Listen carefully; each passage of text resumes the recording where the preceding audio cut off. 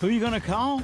Bug Busters. Since 1998, Bug Busters has been serving North and South Carolina with the very best in professional pest control. Family and veteran owned, Bug Busters is there for your pest control, crawl space, encapsulation, termites, wildlife, structural repair, and waterproofing. Just call 704-732-2227 or visit their website at bugbusters.com. Like them on Facebook too. Bug Busters Pest Control and Home Improvement, 2863 Highway 27 East in Lincoln. Who you going to call? Bug Busters. First Federal Savings Bank. They've been serving Lincoln County and the surrounding counties since 1940. If you're looking to build your dream home, purchase a new home, or buy land, they have the products and services for you. At First Federal Savings Bank, they want to get to know you by name and build a relationship for generations to come. Give them a call at 704-735-0416 or visit the website at ffsb-nc.com. Member FDIC and equal housing lender. You can book your tee times online at the Glen Oaks Golf Course in Maiden. Just go online at glenoaksgolf.com. Pick out your tee time and book it. Check out their pro shop, snack bar, driving range, and banquet hall. And memberships are available. For more information, call 828-428-2451. Or again, go online at glenoaksgolf.com and like them on Facebook too. Say goodbye to those hot, sticky days in the scorching sun. James River delivers the Back to Cool special on select John Deere cab tractors. Experience ultimate comfort in a roomy, air-conditioned 3R, 4R, or 5E 3-cylinder series cab tractor. Plus, save a cool $5,000 off MSRP on top of 0% for 60-month financing. Comfort has never been so affordable. Visit jamesriverequipment.com/cool for more. Ends 8/31/23 with approved credit from John Deere Financial. Some restrictions apply. See dealer for details. Since 1919, Rhodes and Bill Oil Company in Lincoln has been serving the Lincoln County and surrounding area.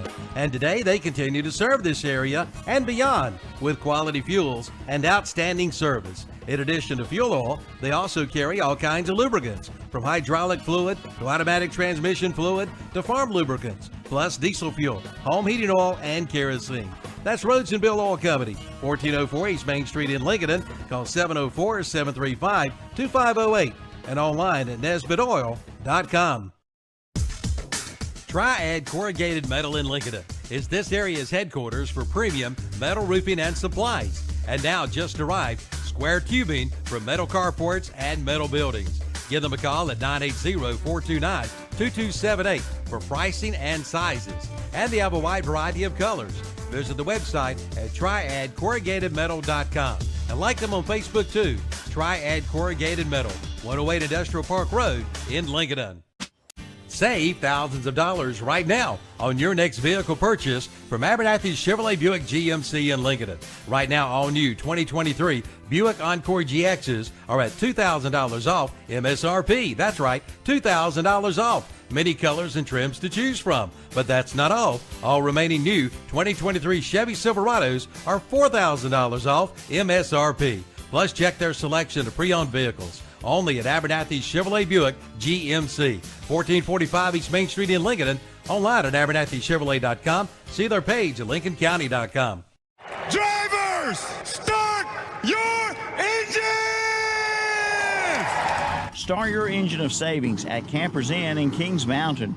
Race on in now during the Campers Inn 500. Over 500 units have been discounted for year-end savings. It's the best time of the year to buy. Don't make a pit stop elsewhere. Head to the finish line of savings at Campers Inn in Kings Mountain during the Campers Inn 500. Campers Inn, 615 South Broadway off Highway 161 South at I-85 in Kings Mountain. Online at campersinn.com/kingsmountain.com. Like them on Facebook too. Plan now to attend this year's Cleveland County Fair, September 28th through October 8th. 11 big days of fun for the entire family. Entertainment includes Act Monsters Chainsaw Art, The Circus Incredible with high-flying aerial artists, The Electrifying Magic, starring Jay Matoli from America's Got Talent and Showtime at the Apollo, and Hog Diggity Dog, the very best animal act ever, and Nashville recording artist John Morris, along with 40 ride-hopper rides, games, food stands, and more. The Cleveland County Fair, September 28th through October 8th, online at clevelandcountyfair.com. Where you get your tag does make a difference. At the North Carolina DMV Tag Office in Lincoln, they want to make sure your tag purchase experience is a pleasant one. They're located at 2683 Main Street in Lincoln, in the Carolina Shopping Center. It's big and spacious, and they have plenty of attendants to help serve you. They want to get you in and out as fast as possible. The North Carolina DMV Tag Office at 2683 East Main Street in the Carolina Shopping Center, Lincoln. Like them on Facebook, too. Sooner or later, everyone wants to make their home dreams a reality. I'm sure you've seen the television shows and flipped through magazines and you know what you want. Or then again, maybe you're not sure. You know that you want something different and something better. Get started today by contacting the building professionals at Key Builders in Lincoln. Visit the website at keybuildersnc.com and check out their many floor plans. There's one there for you and your family. Key Builders, locally owned and operated at 1459 North Aspen Street in Lincoln. See the page at whatsupshopper.com and like them on Facebook too. Attention home buyers. Call Neeline Cole Termite and Pest Control before purchasing your new home to avoid getting stuck with extensive damage, typically not covered by homeowners insurance.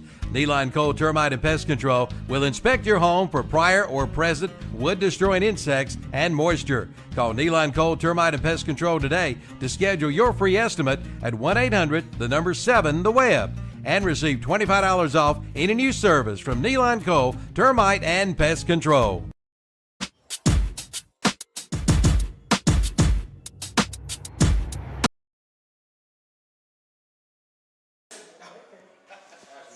Okay, it is time. Good evening, ladies and gentlemen, and welcome to the Lincoln County Game of the Week, brought to you by our title sponsor, Bug Busters of Lincolnton. This week, we're out in Vail, checking out the new turf at West Lincoln. Bit of a Christmas spirit to it. Lots of red trim with green field. So we'll come out here in November for a playoff game, and it'll really feel like Christmas then. This Christmas in September. That's right, Christmas in September. So tonight's game is the Battle of Hog Hill, as it's called. Fred T. Foard Tigers come down the highway to Lincoln County to play West Lincoln Rebels. Coming into the game, we've got a record opposite for each team. 2-0 for West Lincoln, 0-2 for Fred T. Foard. And joining me again tonight on the broadcast, Scott Tudor. Welcome. Good evening. Looking through this game, you just have a feeling that this one might be a bit one-sided. You've got West Lincoln is coming in here. Their program's in good shape. They've won at least 8 games every full season for the last 6 years, gone to the playoffs for 6 years in a row. Fred T. Foard, on the other hand, this team used to be really good. I remember they competed for conference championships and that sort of thing, but it has been a big dry spell for Fred T. Foard here the last 4 or 5 years. Yeah, obviously that, losing 26 games going back to 2021 where they beat Patton week 1 of the COVID year, 28-6. We kind of had the opposite effect with East Lincoln last week. Obviously, they're on that high, that 17-18 game winning streak there. But, so I think you kind of have the same mindset as teams that play an undefeated team. You want to take care of the ball. And, if we start talking about one last week where Foard turned it over, I believe, 5 times. Right. And that loss, last year against West Lincoln, they turned it over 8 times. That's hard to do.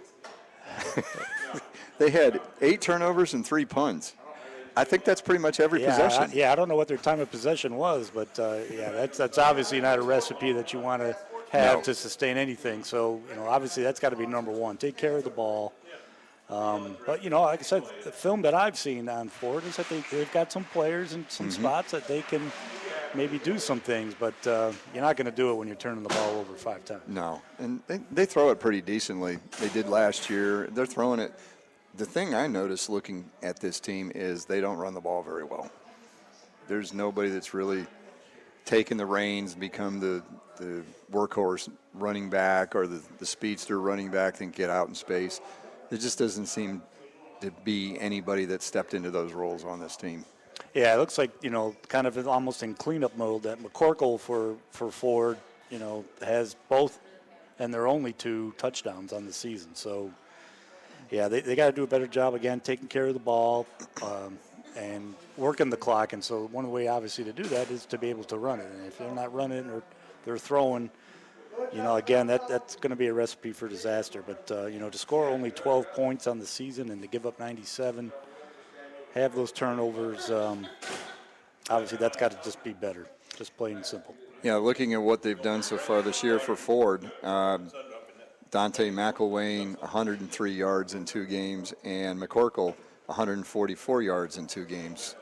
And they're your leading rushers, and that's barely 250 yards rushing, and West Lincoln does that in a half. Right. As we sort of alluded to last year where, obviously all those turnovers, but West Lincoln controlled everything against Foard last year, running for 420 yards, only passed it twice. Good average, though. I mean, 1 completion, I think it was 20-something yards or 30-something yards. But, this is, a tale of two programs, as we kind of mentioned before we came on the air, that, West Lincoln's in good shape. They're on a record of 5 straight winning seasons. That's a school record. Yep. And against, of course, as we mentioned, Foard, trying to get a win under second-year coach Michael Ramser. So, like I said, I'd like to see a competitive game, but again, that all comes down to taking care of the ball. Well, you're listening to the Stadium Pregame Show, brought to you by Full Throttle Power Sports of Lowell. We'll be back after this with the coach's interview. Coach Darren Ponder of West Lincoln was kind enough to join us earlier in the week and tell you about his team. We'll be back on the Lincoln County Game of the Week after this interview.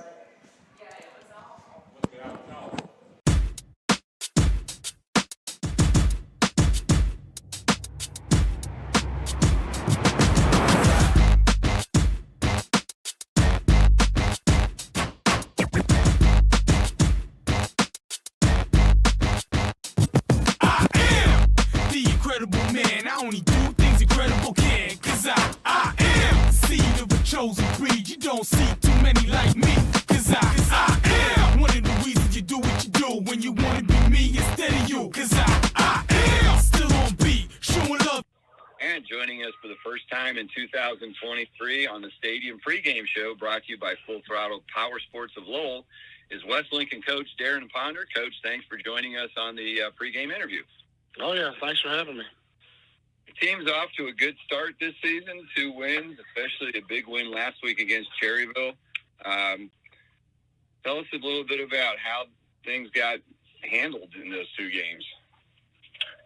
Well, talking about just take one game at a time, really. Just try to take one play at a time. Try to protect what we do.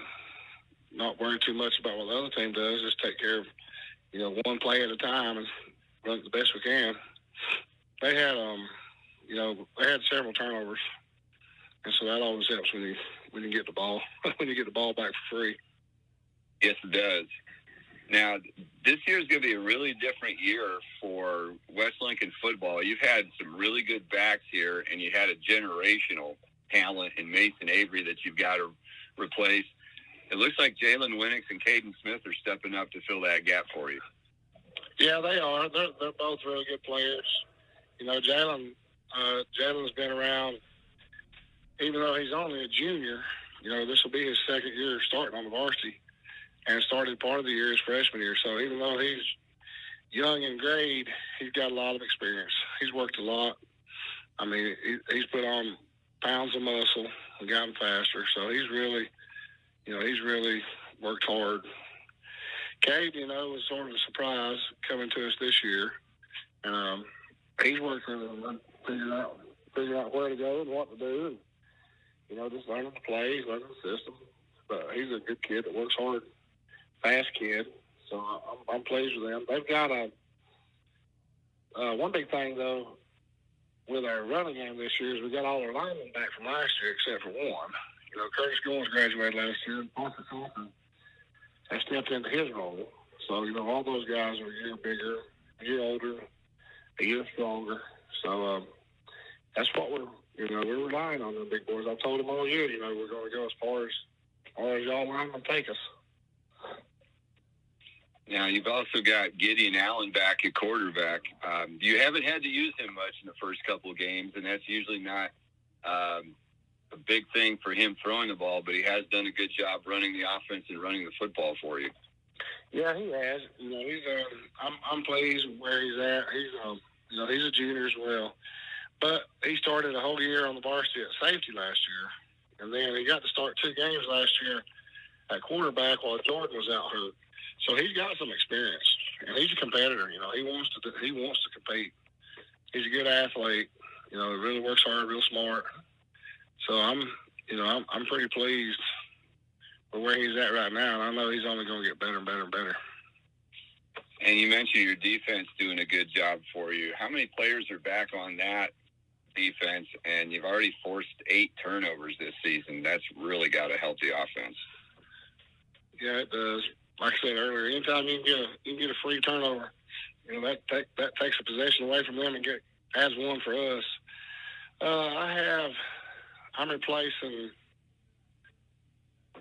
I'm really only replacing 3 starters on defense from last year. We had both outside linebackers are new. I mean, are young. They're not new. They've been in the program, but you know, it's just not proven. I got 4 or 5 people still competing for that position, for those 2 positions. I've got 1 corner that that wasn't a starter last year, but the guy that's playing now, Sean, he played last year. That corner, he just wasn't a starter. And so we've got some experience on defense.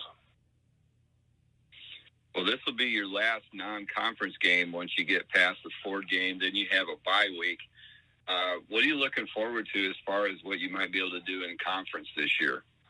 Well, I'm not even looking that far ahead, to be honest with you. I mean, really, I made a vow about 5 years ago that I'm going 1 week at a time, 1 game at a time, 1 practice at a time, and just trying to perfect what we do. Us taking conference is so dang hard. Heck, everybody in it's good. So it's like a dang Super Bowl every week. Got to play your best to win. And there's just some really good teams, a lot of really good teams in conference. Well, Coach, we thank you for joining us. Good luck in the Battle of Hog Hill tonight. And at least that's what I'm told it's called. Yeah, they started that about 5 years ago, the Battle of Hog Hill. They had T-shirts made up, and there's a little trophy for it. So it's a fun game. You know, the only thing separates us is the county line. And a lot of our folks go to church with those other folks, and they work together. So, you know, everybody knows everybody. So it'll be a fun week. Somebody will get bragging rights for the next 365 days. Yeah, you're right. Hopefully it's us. But I appreciate it. All right, Coach, thank you for joining us on the Stadium pregame show, and good luck in your ball game tonight. Okay, thank you. Who are you going to call? Bug Busters. Since 1998, Bug Busters has been serving North and South Carolina with the very best in professional pest control. Family and veteran owned, Bug Busters is there for your pest control, crawl space, encapsulation, termites, wildlife, structural repair, and waterproofing. Just call 704-732-2227 or visit their website at bugbusters.com. Like them on Facebook too. Bug Busters Pest Control and Home Improvement, 2863 Highway 27 East in Lincoln. Who you going to call? Bug Busters. If you're ready to make the great escape, do it with the #1 brand on the water.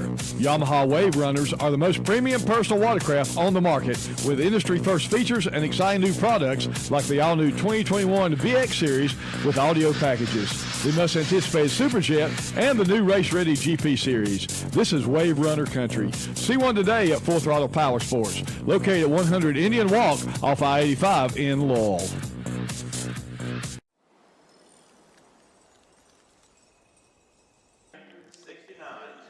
Okay, back here at West Lincoln, we thank Coach Ponder again for joining us on broadcast with pregame interview.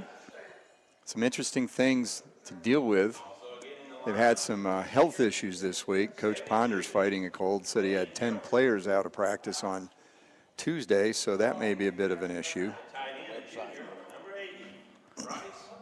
So we're back here on the pregame show brought to you by Full Throttle Power Sports of Lowell. And at this point, we want to take some time and look at some key players to watch. Key players are brought to you by Key Builders of Lincolnton. So we'll start out with Fred T. Foard. Again, they're coming in 0-2. They've lost 2 games, both blowout losses to Maiden and Bandy's. And only 429 yards offense. So if they want to control the ball and keep it away from West Lincoln, that may be a tall task. So let's take a look at who they have back. Last year, their quarterback was Aiden Landrum, threw for 972 yards. Unfortunately, also threw for 17 interceptions and 3 touchdowns. This year, Lincoln Westmoreland is the quarterback for them. He's 13 of 25, 122 yards, 2 interceptions, no touchdowns.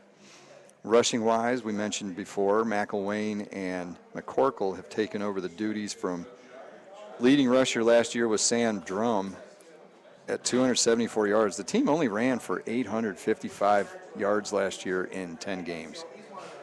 Yeah, that's, as we mentioned, with the turnovers that they obviously committed last year, they didn't have the ball very often, so it probably was obviously a main factor in them not being able to get many yards, or again, being from behind, they might have tried to pass a little bit more, and obviously the rushing statistics aren't there. They had plenty of time being behind last year. The closest game I think I saw last year was early in the season. They lost 24-15 to Bandy's, and I think that's as close as they came to a win all last season. Most of them were 48-6, and I mean, that's got to be a bit demoralizing by the end of the season. Just keep getting blown out like that right and left. And plus you're playing in a conference, Fred T. Foard does, where you've got North Lincoln, Statesville, and last year East Lincoln, Hickory. There aren't too many layup games in that conference either. St. Stephen's. So, and then receiving-wise, they've got Ryan Zeich. We're not sure, Z-Y-C-H. We're going to go with Zeich. I'm not sure which. And he caught 20 passes last season. This year, there's already been 10 different receivers, and Zeich is the only one leading them with 5 catches for 27 yards. So defensively, Seth Murray is back from last year, 58 tackles, 5 for loss.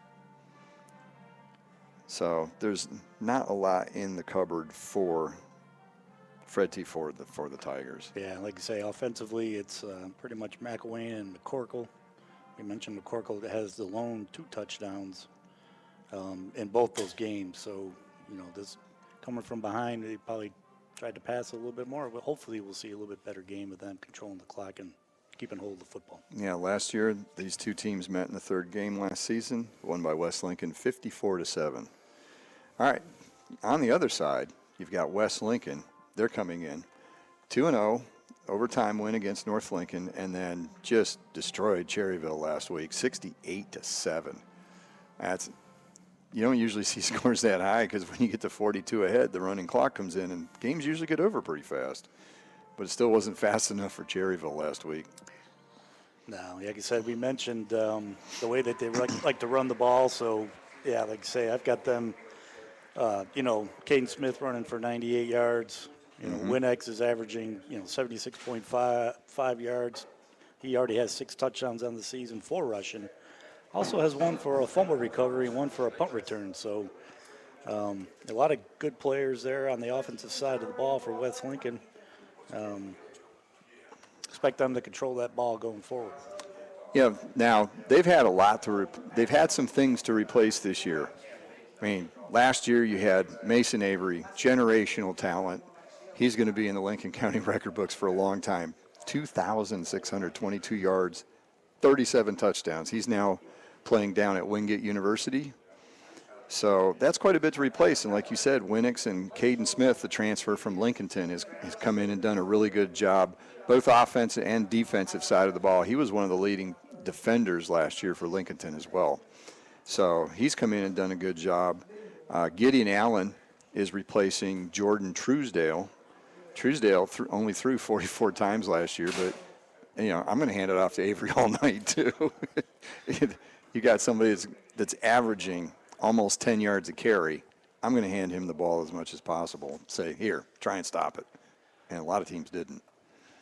Yeah, they run a kind of a unique offense that I noticed on film. They kind of run what's pretty much known as 11 personnel. They've got one running back, and I've seen a lot of tight ends. So that second number in the 11 is for the tight end. And that just gives them a little different look, maybe gives them an extra blocker up front to get that running game, continue with that running game. Obviously, the way that they're averaging so many yards a game, I've got them averaging almost 287 yards a game. But then, of course, that he's a pretty good receiver as well. Going out there when they do pass it, that 2 or 3 times a game. So, like I say, they've got a pretty formidable running attack on that side of the ball. And what's helping them also is where they don't have a lot of losses. Coach mentioned during the pregame interview, 4 of his 5 offensive linemen are back from last year. That really helps a lot. The only one that graduated was Curtis Goins, and he was, I believe he was all conference as well, but they don't seem to be missing a beat. Like I said, that's obvious is what they've done the first 2 weeks. Close game in that first one against North Lincoln, 21-20. They always play close. It's the most incredible thing. I've been doing football here for the last 4 or 5 years, and every year the West Lincoln, North Lincoln game goes down to usually the final second, not just the final play or final possession. I mean, we've had touchdowns scored on the last play. We've had kicks made on the last play. It's just amazing. Those 2 teams go at each other, and it's never a blowout. It's the wildest thing. Now, other schools, West playing Lincolnton or East playing somebody, you get blowouts. But North and West always delivers. It's an amazing game every year. Well, West Lincoln's come out on the field.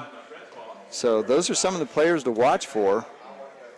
We're going to watch the offensive line play tonight, see what job they can do against the Fred T. Foard defense, which is not tackled well most of the season. So we'll see if that trend continues. We'll take another timeout here on the Stadium pregame show brought to you by Full Throttle Power Sports of Lowell. We'll be back with the coin toss and the opening kickoff after this on the Lincoln County Game of the Week. Drivers, start your engines! Start your engine of savings at Campers Inn in Kings Mountain. Race on in now during the Campers Inn 500. Over 500 units have been discounted for year-end savings. It's the best time of the year to buy. Don't make a pit stop elsewhere. Head to the finish line of savings at Campers Inn in Kings Mountain during the Campers Inn 500. Campers Inn, 615 South Broadway off Highway 161 South at I-85 in Kings Mountain. Online at campersinn.com/kingsmountain.com. Like them on Facebook too. Say goodbye to those hot, sticky days in the scorching sun. James River delivers the Back to Cool special on select John Deere cab tractors. Experience ultimate comfort in a roomy, air-conditioned 3R, 4R, or 5E 3-cylinder series cab tractor. Plus, save a cool $5,000 off MSRP on top of 0% for 60-month financing. Comfort has never been so affordable. Visit JamesRiverEquipment.com/cool for more. Ends 8/31/23 with approved credit from John Deere Financial. Some restrictions apply. See dealer for details.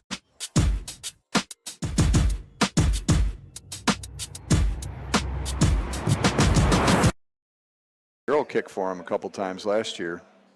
She nailed some extra points. You can book your tee times online at the Glen Oaks Golf Course in Maiden. Just go online at glenoaksgolf.com. Pick out your tee time. First Federal Savings Bank.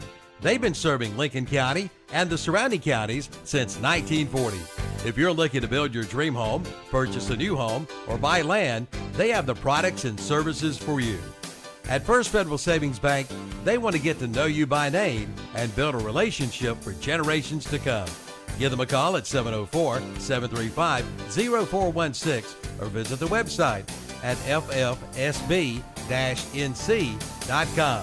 Member FDIC and equal housing lender. Who are you going to call? Bug Busters. Since 1998, Bug Busters has been serving North and South Carolina with the very best in professional pest control. Family and veteran owned, Bug Busters is there for your pest control, crawl space, encapsulation, termites, wildlife, structural repair, and waterproofing. Just call 704-732-2227 or visit their website at bugbusters.com. Like them on Facebook too. Bug Busters Pest Control and Home Improvement, 2863 Highway 27 East in Lincoln. Who you gonna call? Bug Busters. First Federal Savings Bank. They've been serving Lincoln County and the surrounding counties since 1940. If you're looking to build your dream home, purchase a new home, or buy land, they have the products and services for you. At First Federal Savings Bank, they want to get to know you by name and build a relationship for generations to come. Give them a call at 704-735-0416 or visit the website at ffsb-nc.com.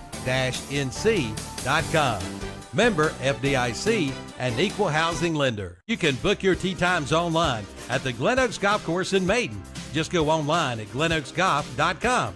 Pick out your tee time and book it.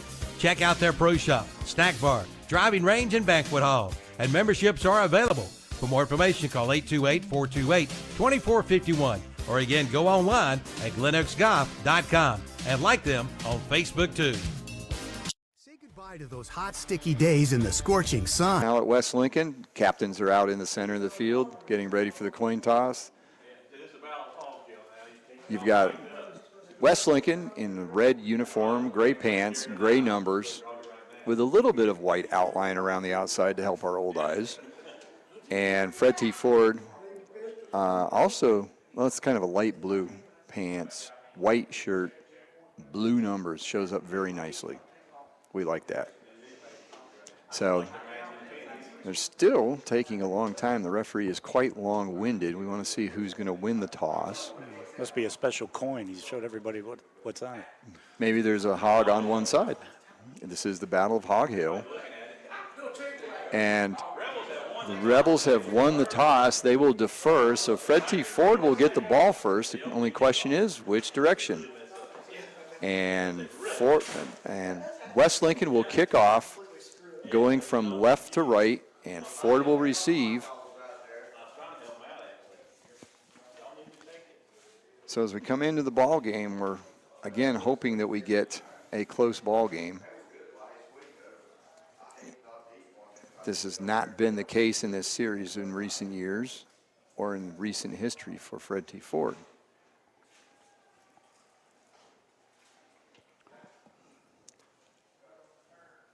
Pretty good crowd here for the West Lincoln turning out to support the program that's in good shape. Foard has a few people in the stands on the other side. Well, as you mentioned, they're not too far apart. Nope. County line's the only thing that separates them. Coach was telling us that it's just a line, too, because you go to a church, you're going to have kids from West Lincoln and Fred T. Foard sitting in church, going different places, playing junior sports. You know, I forget what it's called around. Oh, Optimist. Thank you. I was having a brain cramp there. I could not remember. I was like, it's not Little League. It's not this. It's not that. Oh, yeah, Optimist. There we go. Well, you were looking for the Hog Hill Award. We were thinking it was, Les Nessman Silver Sow related, but the older generation would know what we're talking about, but we'll let that one lie. It's the infamous WKRP in Cincinnati series that we're having a good time with earlier before the broadcast. Kids, if you haven't seen it, go out to YouTube. There's some classic episodes. So the teams have now taken the field. We're getting ready to kick this off. Again, Foard in the white uniforms will be going from right to left.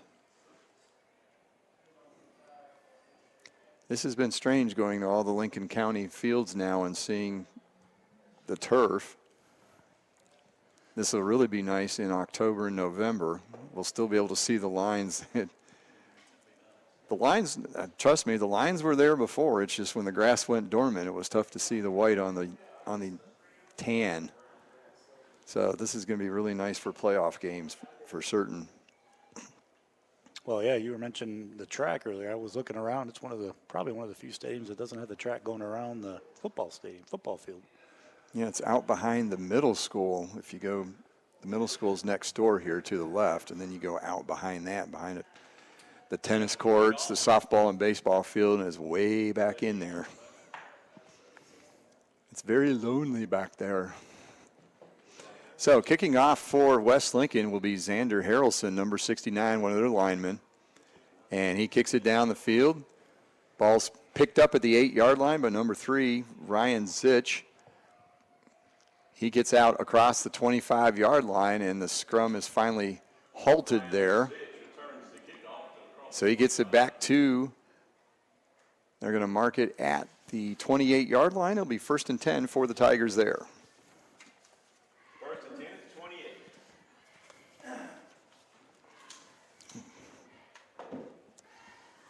Yeah, West Lincoln runs a 3-4 type of defense. That's 3 down linemen, usually the nose guard straight up.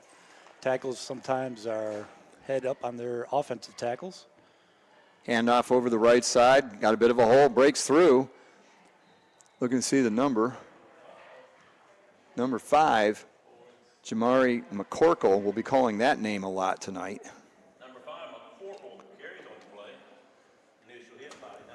Good off-tackle play there. As I mentioned, West Lincoln runs a 3-4, which means that they usually have one of the outside linebackers come up on the line, play like a defensive end type, or out to the wide side of the field, may play a rover type.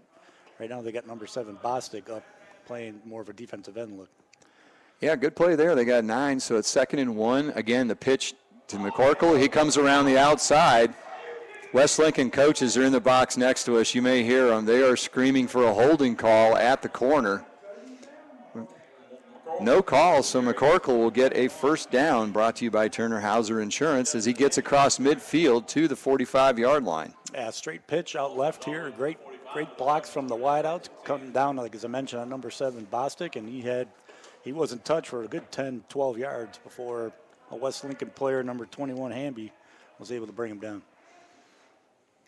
So 27 yards on the first 2 carries. This time they hand it off to McElwain, the other runner. He gets around the outside on the right, gets across the 25, or 35 rather, and he has another 1st down.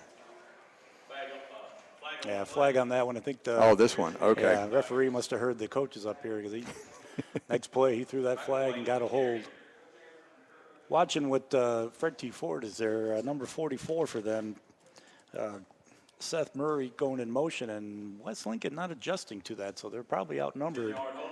We'll see how if they start adjusting to that motion play as the night goes on. So a holding penalty on the Tigers. Last thing they need at this point, they need to be playing as mistake-free as possible.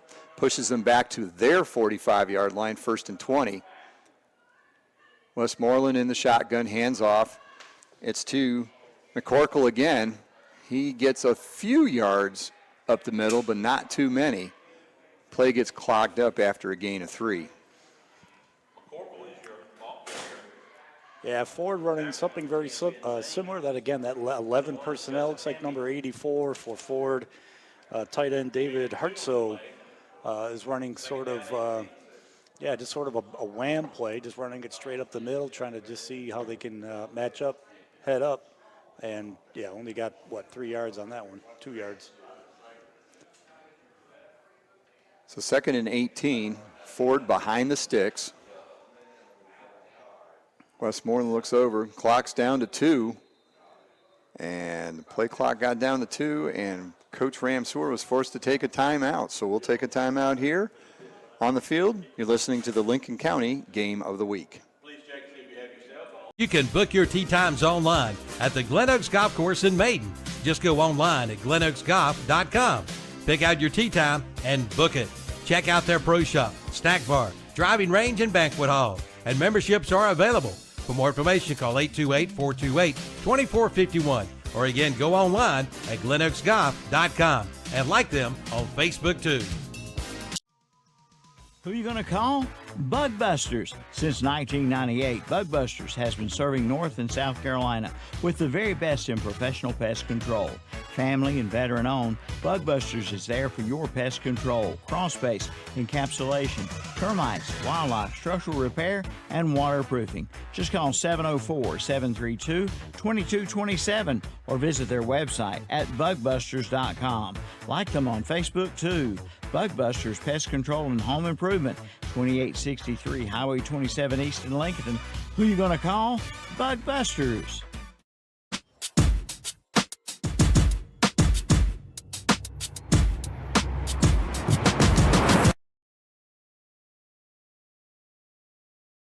Out of the timeout, there was a pass by Westmoreland. He tried to throw it out into the flat. Really good coverage on that play. Yeah, Caden Smith for West Lincoln draped all over him. The only place he had it was out in front and just let him way too far for him to make that catch. There wasn't a whole lot he could throw to, and good coverage downfield, and as you said, Smith was draped on him. Yeah, pretty I thought well. maybe the bubble screen by number 4, running back for Foard there, Dante McElwain, would have been an option, but he tried to get some yardage on it and incomplete. So third down, and the play clock has run out. It's going to be a dead ball foul, delay a game.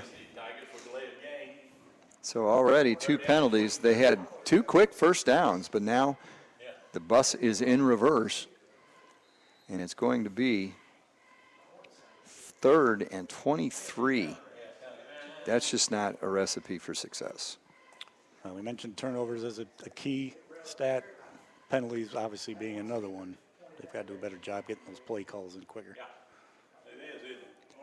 Westmoreland back to pass. He's throwing deep down the field. It's up for grabs, and it's caught. There are 2 guys for West Lincoln in coverage, but Keenan Terry goes up over them and makes the catch. Yeah, pretty much just a jump ball there, almost like he was throwing it to almost like a punt. You know, if it was intercepted, they would have caught it down around the 25-yard line. Instead, great play there for Foard and a great catch, first down. 31 yards on the play, first down. Westmoreland keeps it. He's brought down in the backfield. He was looking to make the handoff, then pulled it out, kept it himself. And he go backwards.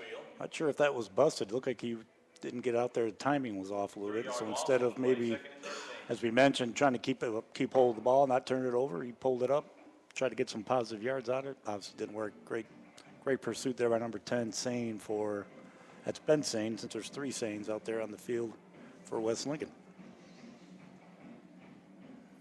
So 2nd and 13, ball on the 29 of the Rebels. Foard after the jump ball reception.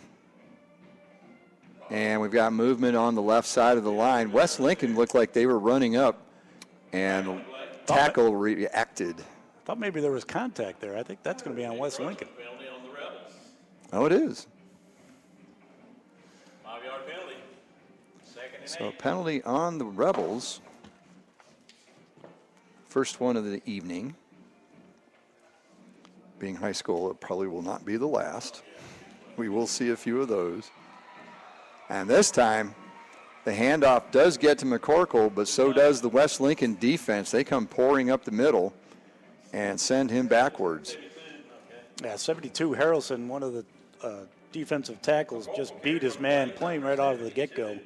No place for him to go on that one. Harrison, he makes the tackle and drives the Tiger back and is spotted at the 25 where it's 3rd down and 9. So actually only a loss of 1 on the play. It looked like more of a loss than you would figure. Again, play clock down to 5. Foard having trouble get the plays in quickly. Pitch bobbled a little bit, pulled in, and that disrupts the timing of the play. The pitch was out to Ryan Zich on the receiver reverse, and he had trouble getting the handle on it. Well, tackle made there by Jalen Winnex, but any one of 4 West Lincoln players could have made that tackle. They were not fooled at all in that little reverse. The bobble helped. And again, he almost got back to the line of scrimmage. May have lost a half-yard on that one. Yeah, half-yard at most. A gain of 0, something along that line. So not much there. And it's 4th down and 9. Three wide receivers, two to the top. Westmoreland looks, throws over the middle. He's got a receiver open, leads him a little too much. And Gideon Allen looking to make a play as a safety. So that'll be it for that possession. They turn it over on downs, and West Lincoln will get the ball for the first time tonight.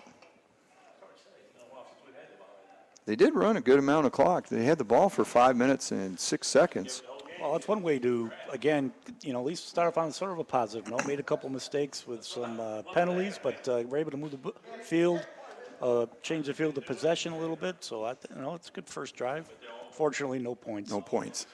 So Allen under center, hands off to Winix. He goes around the right side, cuts it back up a little bit. He'll gain about 3 on the play before he's tackled by number 4, McElwain. We got McElwain and McCorkle. Last week I was having a problem with Howard and Holland. It's like, and the numbers are consecutive. 4 and 5 is like, hey, you're doing this to me again, aren't you? Yeah, we had 44 Murray, an M, and then McElwain, number 4, finished him off. So good start, 4-yard gain. So 4-yard gain, 2nd and 6. Handoff again, this time up the middle. That should be Caden Smith. He'll be close to the first down, but just about a yard or so short. Yeah, I mentioned Murray, previous play, got up the field and forced it inside, and McElwain making the tackle, but that time Murray was able to wrap him up after another, gain of 5 there on that one? Gain of 5, yes. As we mentioned many times on the broadcast, if you can get 4 or 5 yards a clip, you're going to move the chains, control the ball. So 3rd down, Caden Smith again.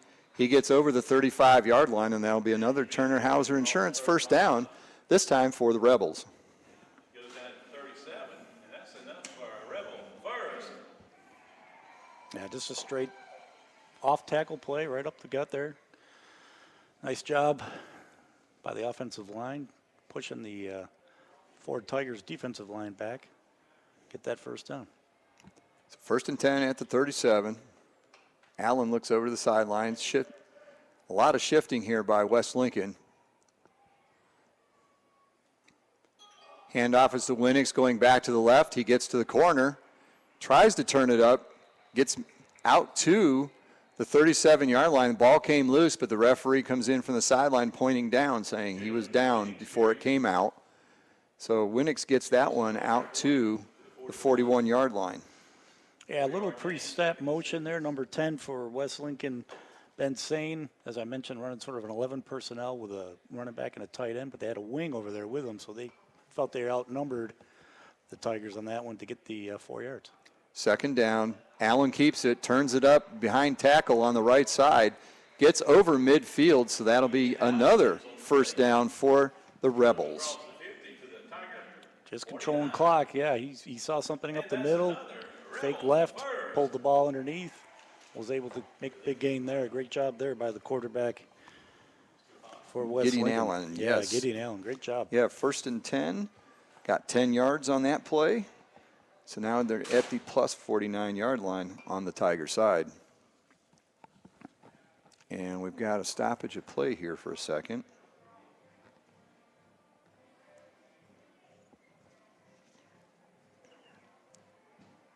I'm going to move the play clock up.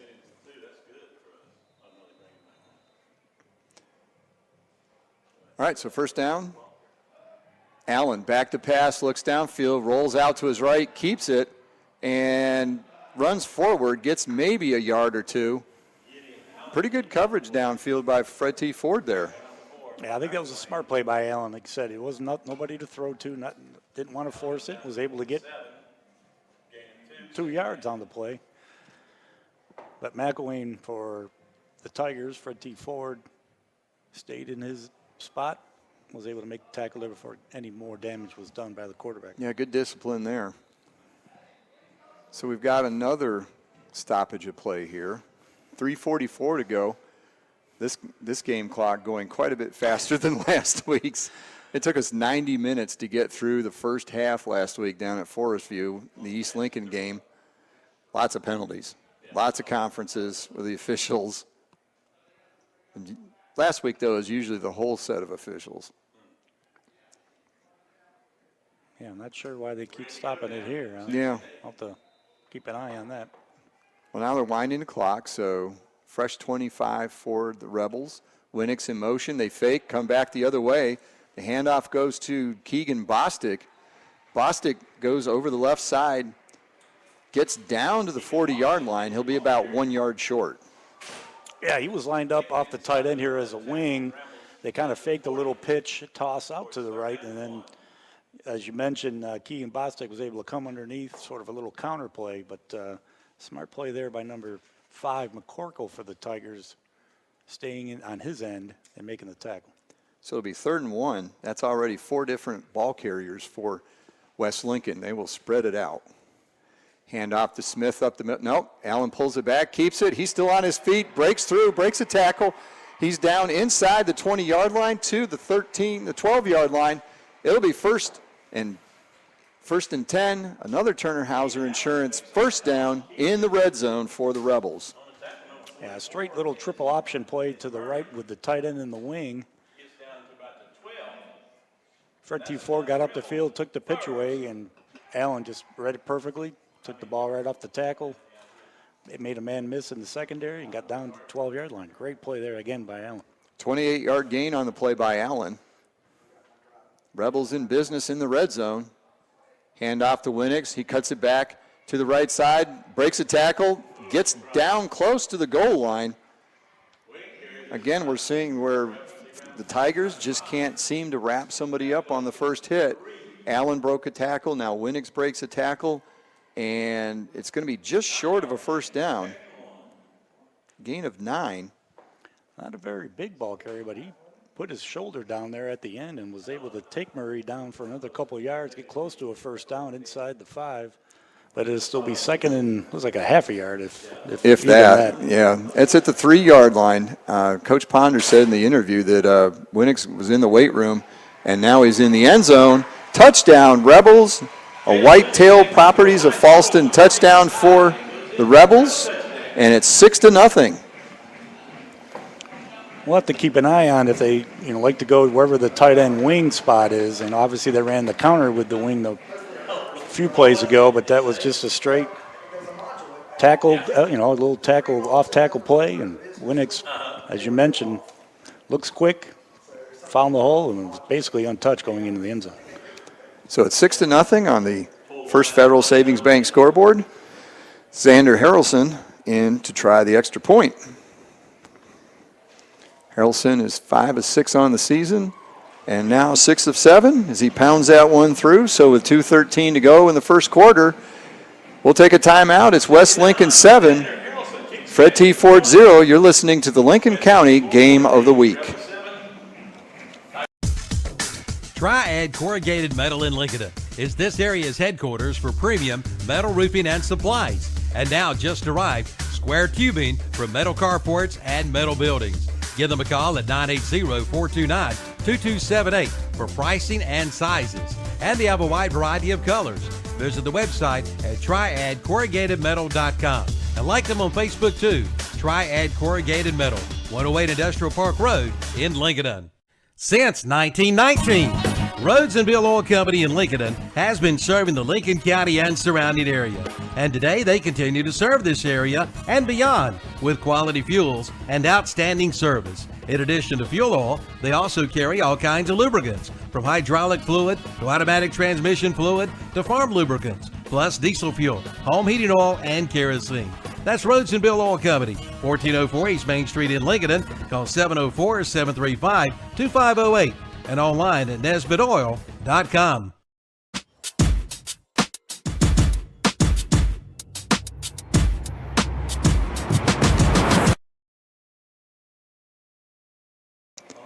Back at West Lincoln, Xander Harrelson, who made the extra point, kicks off. Ball goes down to about the 17-yard line. Catch is made there by number 2, Keenan Terry. He brings it out to the 33-yard line. It'll be 1st and 10 for Fred T. Foard, but now they trail 7-0.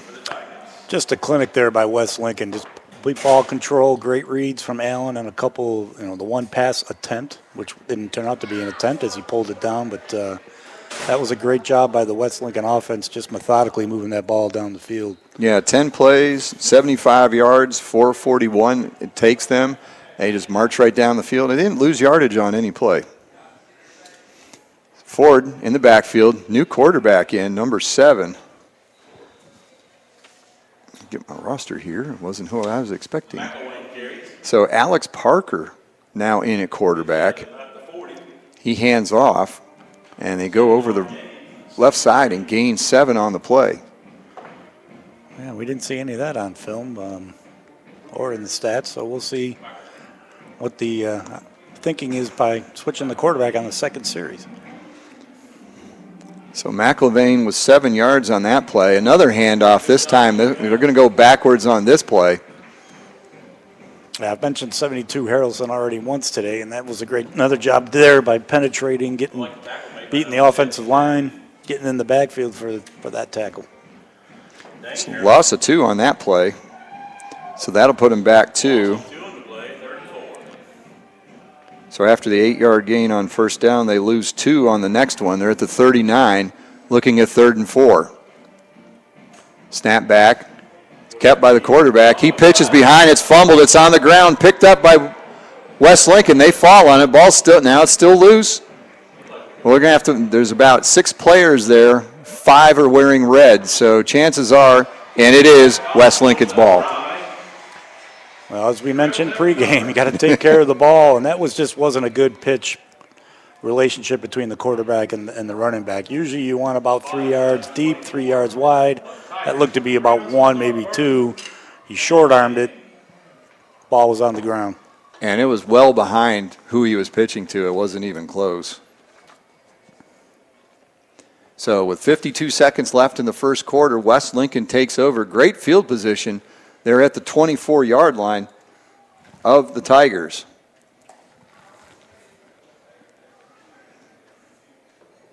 Allen hands off to Smith right up the middle. Smith gets to about the 20-yard line before he stood up and pushed backwards. They'll gain 4, though. And again, like you were saying, 4 yards, 5 yards, 4 yards. That's been West Lincoln's recipe here. Like I said, it's just unbelievable. They get great push up front, and that usually touch to at least 2 or 3 yards down the field. And by that time, they got momentum up, they got speed up, and then they just barrel into linebackers or linemen for Fred T. Foard, and by that time, they're halfway to a first down. Well, there'll be one more play. The play clock's at 10, the game clock at 14, so they'll need to snap it before the end of the quarter. Allen under center, hands off. Smith again, up the middle. He's got a good hole. He'll be close to a first down. He got across the 15-yard line. They've got him at the 13. That'll be another Turner Hauser Insurance first down. If we start calling cornerbacks and safeties making tackles for the defense, they're already 8 yards down the field. That was a great stick there by Mayfield for Foard, but again, he had already had the first down by the time the contact was made. 9 yards down the field, so they got to do a better job getting some push up front. That'll be it for the first quarter. The clock runs out at the end of 1. West Lincoln 7, Fred T. Foard 0. You're listening to the Lincoln County Game of the Week. And now to attend this year's Cleveland County Fair, September 28th through October 8th. 11 big days of fun for the entire family. Entertainment includes Act Monsters Chainsaw Art, The Circus Incredible with high-flying aerial artists, The Electrifying Magic, starring Jay Matoli from America's Got Talent and Showtime at the Apollo, and Hog Diggity Dog, the very best animal act ever, and Nashville recording artist John Morris, along with 40 ride-hopper rides, games, food stands, and more. The Cleveland County Fair, September 28th through October 8th, online at clevelandcountyfair.com. Attention home buyers. Call Neeline Cole Termite and Pest Control before purchasing your new home to avoid getting stuck with extensive damage, typically not covered by homeowners insurance. Neeline Cole Termite and Pest Control will inspect your home for prior or present wood-destroying insects and moisture. Call Neeline Cole Termite and Pest Control today to schedule your free estimate at 1-800-7-THE-WEB and receive $25 off any new service from Neeline Cole Termite and Pest Control.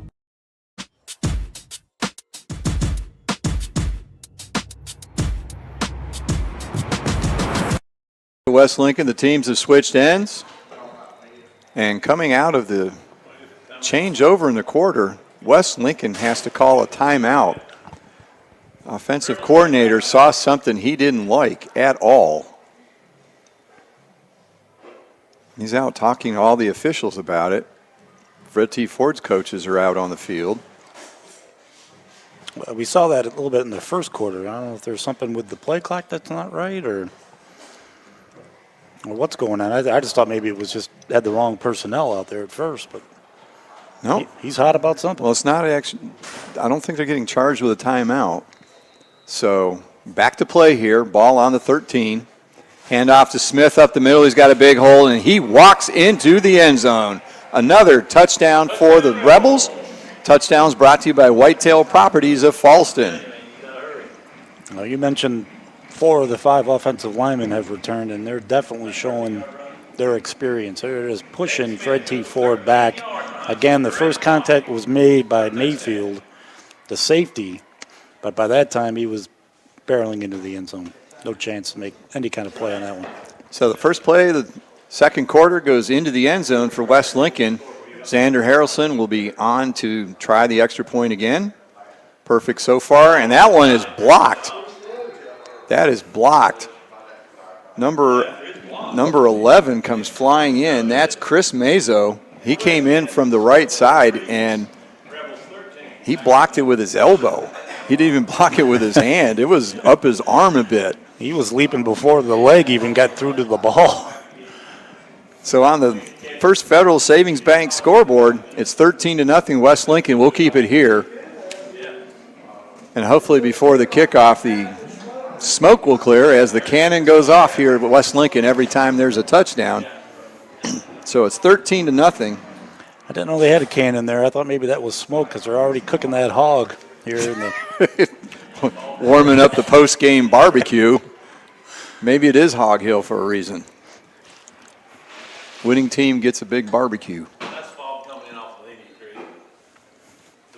Again, the offensive line for West Lincoln is just dominating the defensive line of Foard. Like I said, they've been pushing them back, moving them back, getting up to the second level, combo blocking to the linebackers. Again, that was at least the second play in a row that the first contact from defense was made by the safety. So Harrison will kick off. Deep is number 3, Ryan Zich. And Harrelson bombs it down the field, lands at about the 11. Zich picks it up at the 9, comes up the right side, finds an opening, avoids one tackle, gets across the 25 to the 26-yard line. We've got a penalty marker back up the field at the 37-yard line.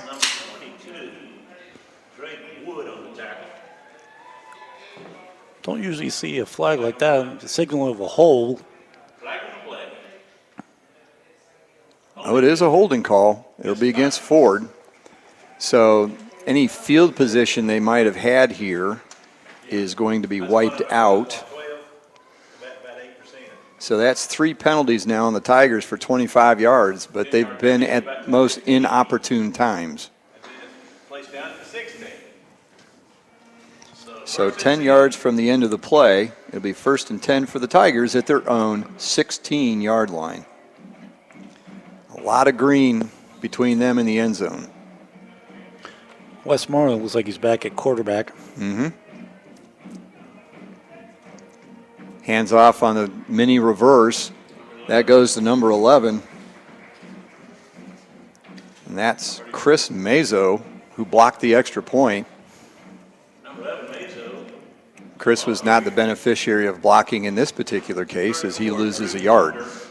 Yeah, what they teach the defensive linemen to do, that if there's a pulling guard or a pulling tackle to get in his back pocket, follow it, and a lot of times that takes you right to the football.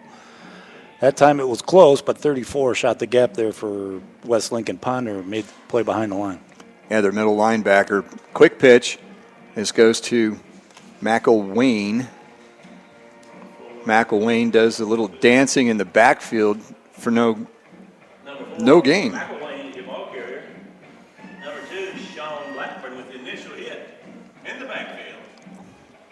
So again, a loss of 1 yard and then a no gain.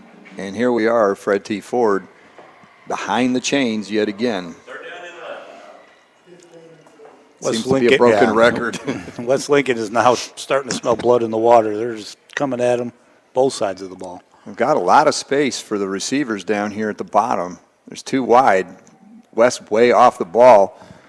Westmoreland throws down. It's caught it, but it's caught by West Lincoln. It's Jalen Winnix with an interception. He catches the ball at the 47-yard line, returns it all the way down near the 30, and another turnover for Fred T. Foard.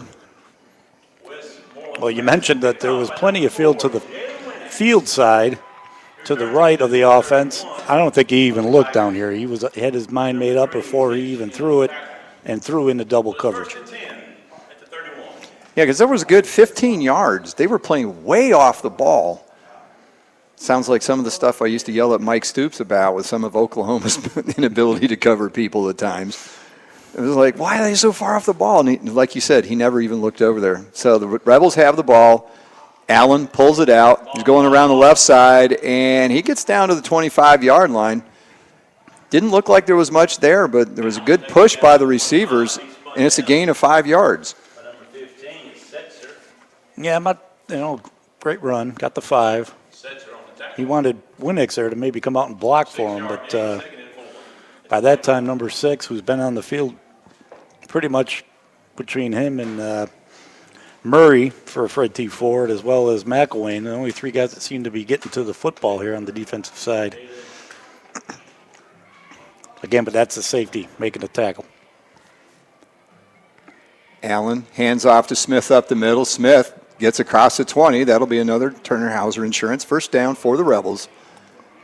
Just a straight dive play.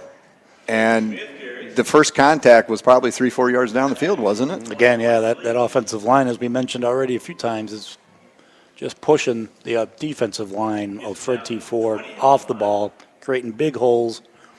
They pretty much can run it wherever they want to. So exactly 5 on that play. That'll be another first down. And they now in the red zone exactly at the 20-yard line, 1st and 10. Tight formation, only one wide receiver for West Lincoln. That's the normal. And as soon as I say that, everybody starts shifting. Hand off to Winnix around the left side, breaks it back. It's got an opening. Again, another 5 yards down near the 15.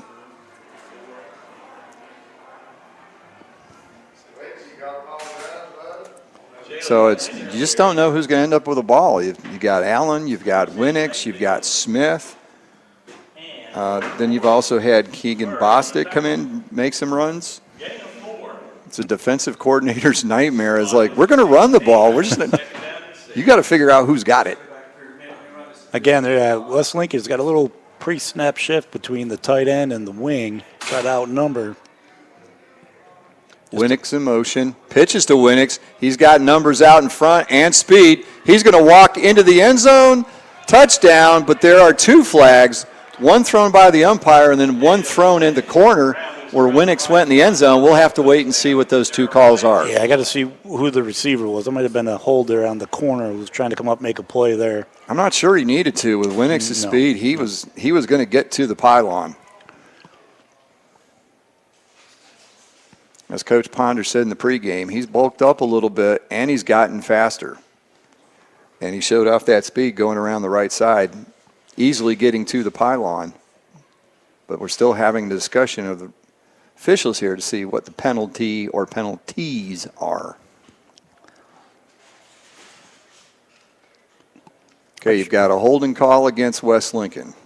So that will negate the touchdown. Looks like holding call against the Rebels. Some reason, like last week, we're having a discussion about it. The penalty's a penalty. Let's go. Question maybe where they're marking it off from. So the flag was thrown at the 9-yard line. It moves it back to the 19. So loss of 4. Okay. That's all right. No, it's actually a gain of 1.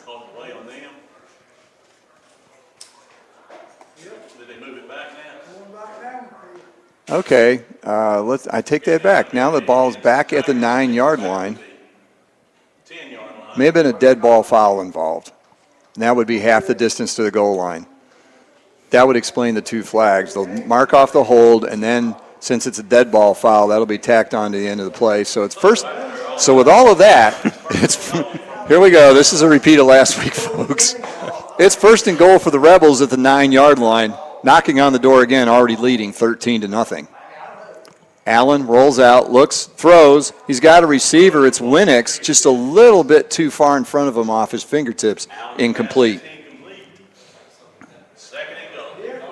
That should have been caught. I thought that was a pretty good, well-thrown ball there. Just only place that it could have been thrown. Straight drop. Yeah, was leading him out there. He catches that. He would go in the end zone. The defender was off far enough, and with Winnick's speed, the speed was going to win out, as speed tends to. Just the 7th pass of the season for Allen and the Rebels. 2nd down and goal. Reverse handoff on the inside. A little bit of trickeration there for the Rebels. Inside handoff goes to Kate Smith. Smith with a hand, takes the handoff, gets down just short of the 5-yard line. Yeah, a little delay. The running back just kind of stood there as all the momentum went to the right. He reversed, threw it in his breadbasket, and he went left. And again, another tackle made by the safety, Mayfield, for Fred T. Foard. Yeah, you have called his name quite a bit already, and that's never a good sign. You don't want your DBs leading in tackles. No. Winnick's in motion. Again, the pitch, same one he scored on a minute ago. This time he breaks it up the middle, breaks back to the middle, and is run into. He is stuffed at the 5-yard line. 84 Hartsoe there for for Fred T. Foard. Like I said, they've been disciplined as far as staying in their spots. They've just been getting pushed back off the ball. But that time on that little reverse, Hartsoe stood his ground and was able to make a great tackle there. So 4th down for the Rebels. Ball at the 5-yard line. We'll see what they come up with here. If the line just pushes forward, they might be able to walk in the end zone. Play clock down to 2. Allen back, throws. He's got a man wide open. He has to spin around to catch it. The pass was a little bit behind him. It was Keegan Bostic, it looked like. Allen's pass falls incomplete. So the Tigers take over at the 1st and 10. Yeah, I think if he would have thrown that a little bit earlier, he probably would have had a better chance at it. He might have seen number 8, Ashley, for Foard coming down on him. Took his eye off the ball. Wasn't a great throwing ball, but again, it was a little late, little timing issue there, but maybe should have been caught. Could have been an easy walk in the end zone for a touchdown. So Fred T. Foard dodges the bullet. They'll get the ball at the 5-yard line, but they didn't give up any points. Handoff up the middle. You got to be conservative when you're standing almost in your own end zone. And they get out to about the 8-yard line, so not a bad play there. As you mentioned, yeah, got a little bit of shadow of the end zone there. Got 3 yards on that one.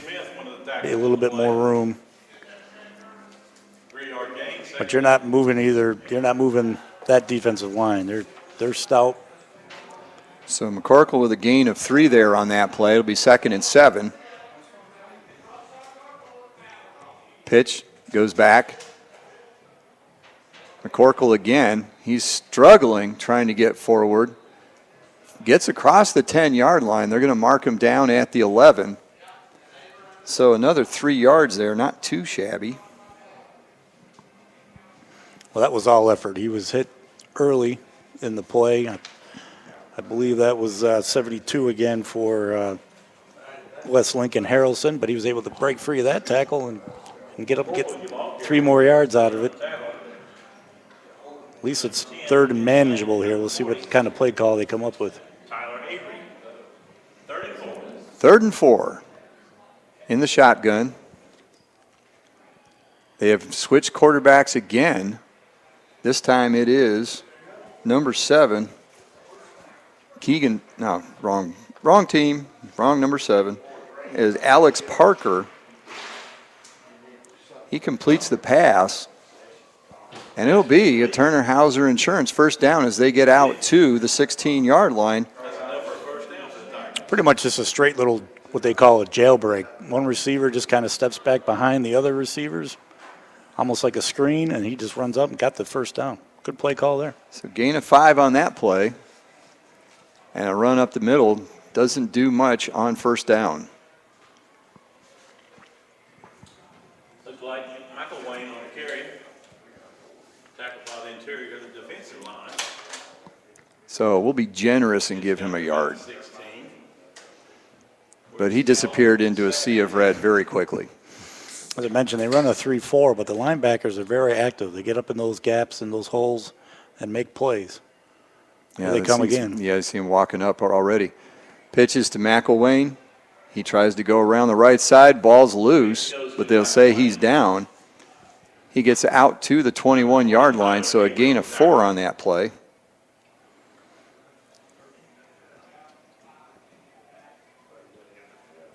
As I mentioned, Ford's trying to pull some guards, tried to outnumber West Lincoln on the defensive line, but 40 stood his ground, stuck his face in there, and as we mentioned, follow the pulling guards. That'll take you to the ball. And that time 40 for West Lincoln.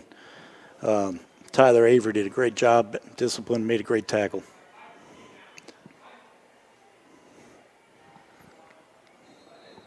And they didn't get that play off in time. There'll be 5 yards again.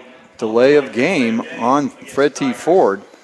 They had third and somewhat manageable with just 5 yards. But their 5th penalty of the half shoves them back, and it'll be 3rd and 10.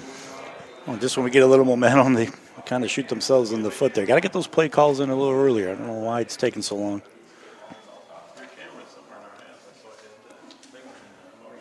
So pitch goes to the outside. They're going to be short on that play. Ball was carried by number 4, or rather number 5, McElwain. That was basically the same play that they ran to get the first down earlier. Again, the receiver on the outside just took a step back along behind the line of scrimmage. They brought the tailback and slots out, tried to block for him, but West Lincoln was ready and prepared for that one.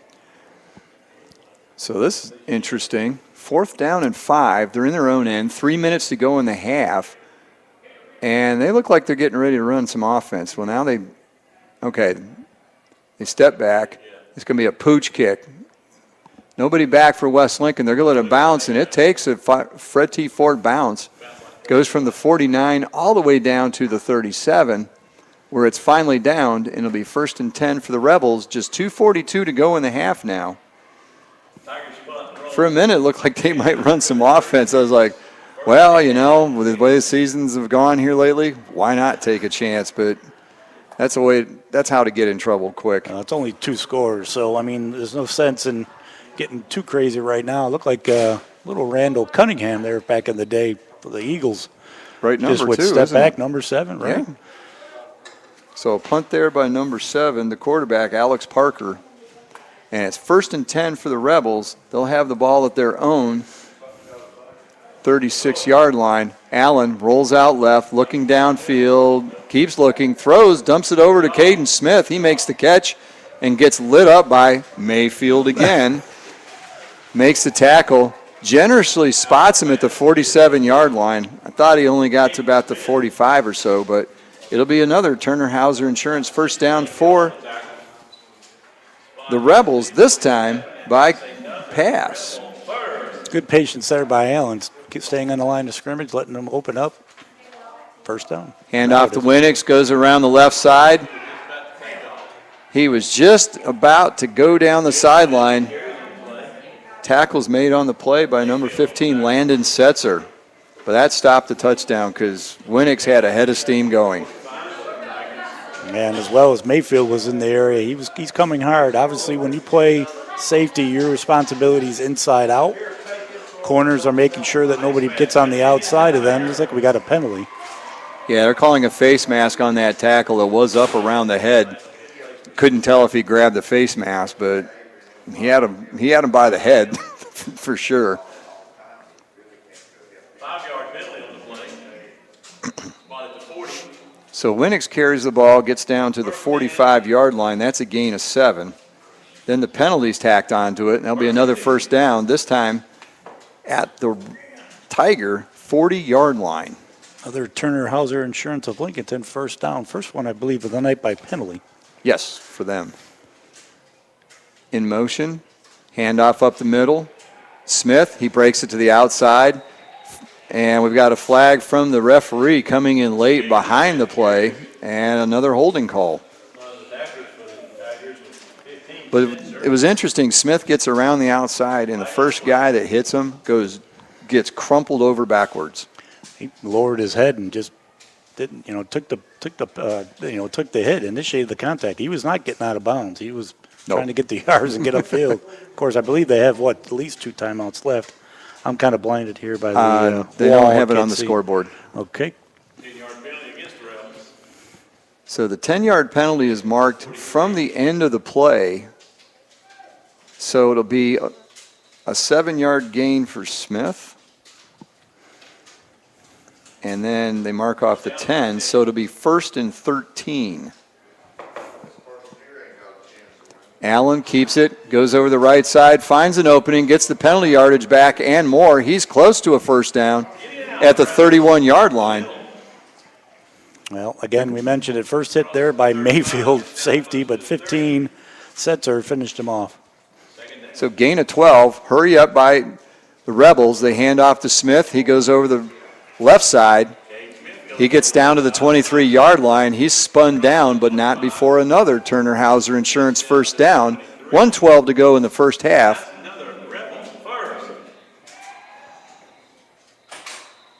And the hurry up is causing issues for Fred T. Foard. They take a timeout. We'll keep it here as there's only 1:07 left in the half. This could really be a big possession for Fred T. Foard. You're only down 2 scores. You stopped West Lincoln at the 5-yard line the last time they had the ball. And you want to stop them here because West is going to get the ball to open the second half. I was just about to say, we talked about that double hit. If they finish the first half with a score and come out in the second half and get another score, well, then it's at that point it might be too far out of reach. And we saw the same thing happen last week. East Lincoln got 2 scores right before the half, one with about 6 seconds left, and then came right out, took the opening kickoff in the second half, marched right down the field, and that ball game was basically over. Of course, that would have been another 45 minutes or so on the clock here. We were still in the first quarter last week. Yeah, we only have 1:07 left in the first half. It was just the end of the first quarter last week. I mean, both first and second quarter took 45 minutes last week. Yeah, I know we're laughing, but we're actually accurate. We're very true about that. We're not exaggerating at all. So first down, ball to 23. Allen pitches it. Smith goes around the left side, finds an opening, gets down inside the 10-yard line, so yet another first down.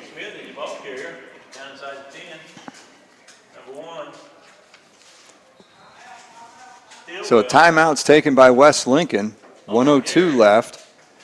So on that play, Smith just goes around, basic run, student body left kind of thing. Yeah, just a straight little toss sweep. Had 2 blockers out in front. Number 4, McElwain, we don't have, I believe he's playing corner as well as running the ball on the offensive side. But again, when the corners and the safeties are making the tackles, that's 8 to 10 yards down the line, from the line of scrimmage. That's not a recipe that you want if you're Fred T. Foard. And on that play, you're talking about a gain of 13 yards. So, yeah, that was quite a ways downfield. So right now you've got Smith, who's already got 9 carries. He's got 2 runs of 13 yards. Allen's got a run of 28, 12, and 10.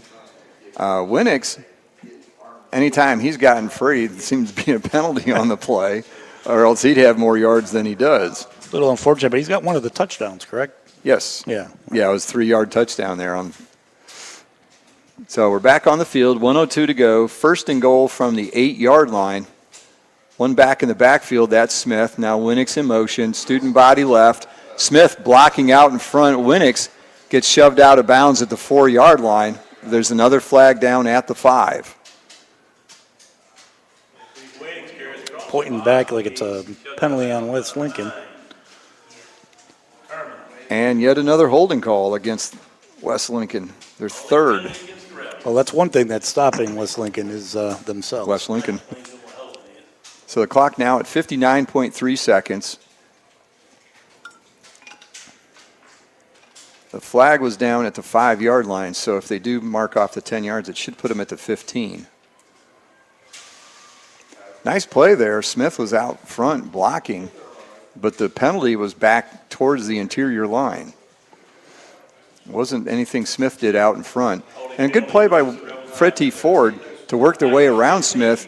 And hold him to 4 yards and keep him out of the end zone, because Smith was doing a good job on the man he had, but there was good pursuit coming behind the play. Yeah, I'd like to see if they can make those tackles in bounds, make them use another timeout, get that clock running. Allen hands off. Smith breaks over the right side, gets inside the 10-yard line down to the 9, and another timeout. And another tackle by Mayfield. So the ball went from the 15 to the 5, so another 5, or 10, so another 5 yards for Smith. And West Lincoln takes another timeout, now with 52.4 to go. Maybe they hurt us. Maybe they're letting us off easy with a quick half here. Maybe they decided. Oh, we're still way ahead of quick. We got some time in the bank. Yes, we do. We're already 40 minutes ahead of last week.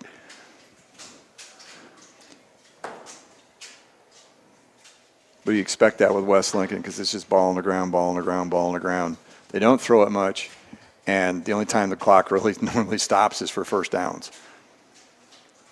I don't know, they've passed the ball 3 times tonight. Is that what I? Yep, got? 1 for 3. Right. Just the one completion to Smith for 11 yards. Already ahead of their average. In a half. I don't know what that means. Yeah, Allen came into the game this season 3 of 5 for 84 yards. So now he's 4 of 8 for 95 yards on the season. But that's just not the primary weapon for West Lincoln. It's like Tom Brady's career rushing stats. Handoff. Allen pulls it back, keeps it, goes over the right side, and he's into the end zone. Touchdown. Not good news for the Tigers. Allen takes it, goes right around the right side. He pulled it out of Smith's belly, kept it himself, and he runs in for an 8-yard touchdown, and it's now 19-0 West Lincoln, waiting on the James River equipment point after touchdown. Well, you mentioned tackling prowess of Foard in the pregame. That was evident there. They hit him pretty close to the line of scrimmage, 2 or 3 yards, but then he just... And they fake it. Allen gets it, throws in the end zone. The conversion is good. Trying to see who caught the ball. Is that Smith? I think that's number 10, might be Ben Sane. It was way back in the corner of the end zone, way far from it. It is number 10, Ben Sane. So 15, Allen completes it to 10, Ben Sane for the 2-point conversion. And now 46 seconds to go in the half. It's 21-0 on the First Federal Savings Bank scoreboard. West Lincoln starting to pull away a bit. And again, that's what we were saying. Get that score right before the half. Now they'll have time to go back, regroup, get the ball again. And if they can go down the field, now you're 4 scores ahead, and Foard really hasn't threatened. No, like I said, they've started a couple drives by getting some yards, but then penalties, drop passes, again, are just killing them. They had, 1 turnover? 2 turnovers. They had a fumble. And an interception. Early, and then the interception, right. By Winnix. Same old recipe for Foard. Turning the ball over, committing penalties when they've got a little momentum. Eventually, they got to get rid of that if they want to start at least keeping close, win some ball games here. But and if you stay close enough long enough, you might be able to pull one out, but that just hasn't been the case. They haven't been close in a game yet this year. Harrelson. And we've got offside. A whistle. Might have been offside on that kick. Offside on West Lincoln on the kick. You can't cross the yard line, the 40-yard line, before it's kicked. 5th penalty on the Rebels now for 40 yards. Holding has been their penalty du jour tonight. 3 of those. And so Xander Harrelson will put his big leg into it from the 35-yard line. As soon as we get the ball, here we go. Yeah, they got to get it back. Yeah, Harrelson, pretty good size, 6'1", 240 is listed. So if he gets his whole leg into it, that ball was hit hard. It was on a low line drive. Almost like a long squib kick. Well, he can't kick very high, but he kicks it pretty far when it goes. So they'll try it again after the 5-yard penalty, kicking from the 35. They stay on this time. He kicks it down in the corner, goes dead about the 9-yard line, finally picked up. McElwain has it. He gets across the 20-yard line to the 23. So with 41 seconds to go, Fred T. Foard will get the ball, trying to see if they can do something with very little time left. I think he was hoping that maybe that ball went out of bounds. He would have got the ball, at the 40? Yeah, I mean, it stopped. Just died. It was probably 2 yards inside the sideline. It just came to a dead stop, so he had to pick it up. Nice arm by the umpire there. Throwing the kicking ball out. Snap, handoff, goes to number 22, Aaron Nyhughes. Great tackle there. Put his shoulder right into him. Can't see that. Is that Winnick's number 4? Yeah, he does a good job at safety. He was one of their leading tacklers returning from last year. He came back. Last year he had 56 tackles, 2 for loss, which is pretty good for somebody that plays defensive secondary. Well, 5'9", 150. He didn't look like it there. He came right in, put his shoulder down, and moved him back. So gain of 3 on the play. Handoff goes up the middle, not much there. For T. Foard, just maybe hoping to get to the half. Said that's about it. And we've got a clock stoppage again. Did somebody call timeout? Because it's not a first down. He stopped 50-31. So gain of 2 on the play. That's okay, and the clock is running again. Not sure why it stopped. Third down. And it's going to be, they're going to have to run a play before the end of the half. There's about a 1 second difference between the play clock and the game clock. Doesn't look like they might just take a penalty. Yeah, at this point. And the referees just let the time run out. Don't call a penalty, and that'll be it for the first half. A good first half for West Lincoln. 21 points on the board, almost another 7 on another possession. But they lead 21-0 at halftime here at West Lincoln. We'll be back with the halftime show brought to you by Unrivaled Metal Buildings of Lincolnton. We'll be back after this long timeout. You're listening to the Lincoln County Game of the Week. Save thousands of dollars right now on your next vehicle purchase from Abernathy Chevrolet Buick GMC in Lincoln. Right now, all new 2023 Buick Encore GXs are at $2,000 off MSRP. That's right, $2,000 off. Many colors and trims to choose from. But that's not all. All remaining new 2023 Chevy Silverados are $4,000 off MSRP. Plus, check their selection of pre-owned vehicles. Only at Abernathy Chevrolet Buick GMC, 1445 East Main Street in Lincoln. Online at abernathychevrolet.com. See their page at lincolncounty.com. Drivers, start your engines! Start your engine of savings at Campers Inn in Kings Mountain. Race on in now during the Campers Inn 500. Over 500 units have been discounted for year-end savings. It's the best time of the year to buy. Don't make a pit stop elsewhere. Head to the finish line of savings at Campers Inn in Kings Mountain during the Campers Inn 500. Campers Inn, 615 South Broadway off Highway 161 South at I-85 in Kings Mountain. Online at campersinn.kingsmountain.com. Like them on Facebook too. Plan now to attend this year's Cleveland County Fair, September 28th through October 8th. 11 big days of fun for the entire family. Entertainment includes Act Monsters Chainsaw Art, The Circus Incredible with high-flying aerial artists, The Electrifying Magic, starring Jay Matoli from America's Got Talent and Showtime at the Apollo, and Hog Diggity Dog, the very best animal act ever, and Nashville recording artist John Morris, along with 40 ride hopper rides, games, food stands, and more. The Cleveland County Fair, September 28th through October 8th, online at clevelandcountyfair.com. Where you get your tag does make a difference. At the North Carolina DMV Tag Office in Lincoln, they want to make sure your tag purchase experience is a pleasant one. They're located at 2683 Main Street in Lincoln in the Carolina Shopping Center. It's big and spacious, and they have plenty of attendants to help serve you. They want to get you in and out as fast as possible. The North Carolina DMV Tag Office at 2683 East Main Street in the Carolina Shopping Center, Lincoln. Like them on Facebook, too. Sooner or later, everyone wants to make their home dreams a reality. I'm sure you've seen the television shows and flipped through magazines and you know what you want. Or then again, maybe you're not sure. You know that you want something different and something better. Get started today by contacting the building professionals at Key Builders in Lincoln. Visit the website at keybuildersnc.com and check out their many floor plans. There's one there for you and your family. Key Builders, locally owned and operated at 1459 North Aspen Street in Lincoln. See their page at whatsupshopper.com and like them on Facebook too.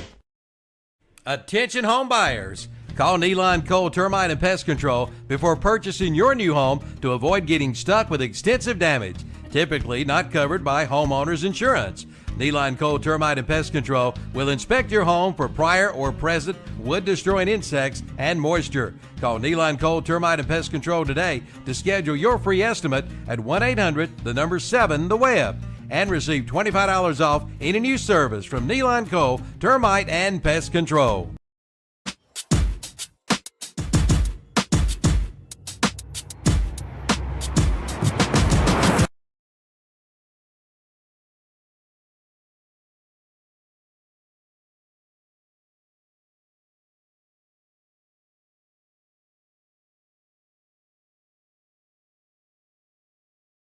For the stadium halftime show, brought to you by Unrivaled Metal Buildings of Lincolnton.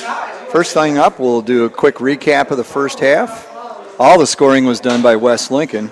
First touchdown was scored by Jalen Winnicks on a 3-yard run around the right side after a 10-play, 4-minute, 41-second drive. The extra point was good. That made it 7-0.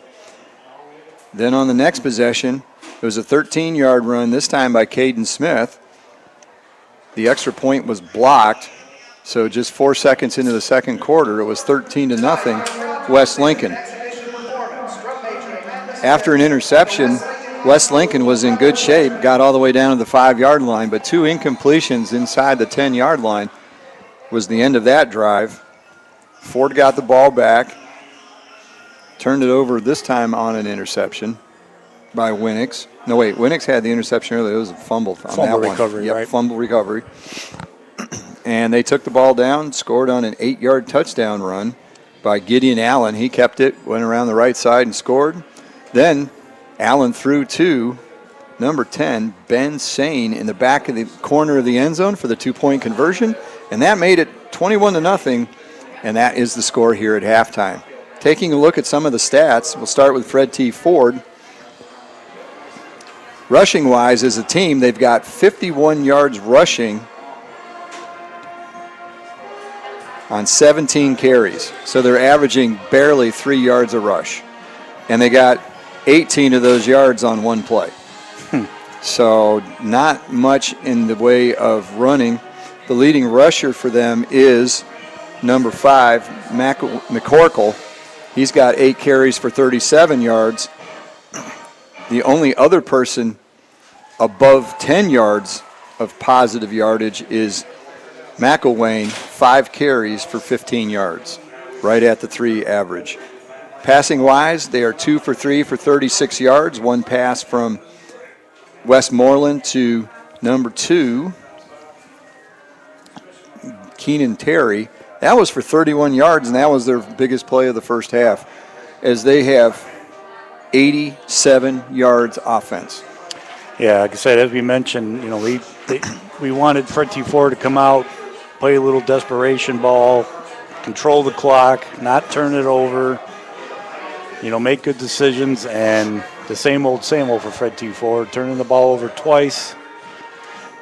Untimely penalties when they do get a little momentum on some of their drives. And that pretty much what the first half has been all about for them offensively. And for West Lincoln, passing-wise, 1 for 3 for 11 yards. We don't get any yardage on the 2-point conversion, but that was also a completed pass.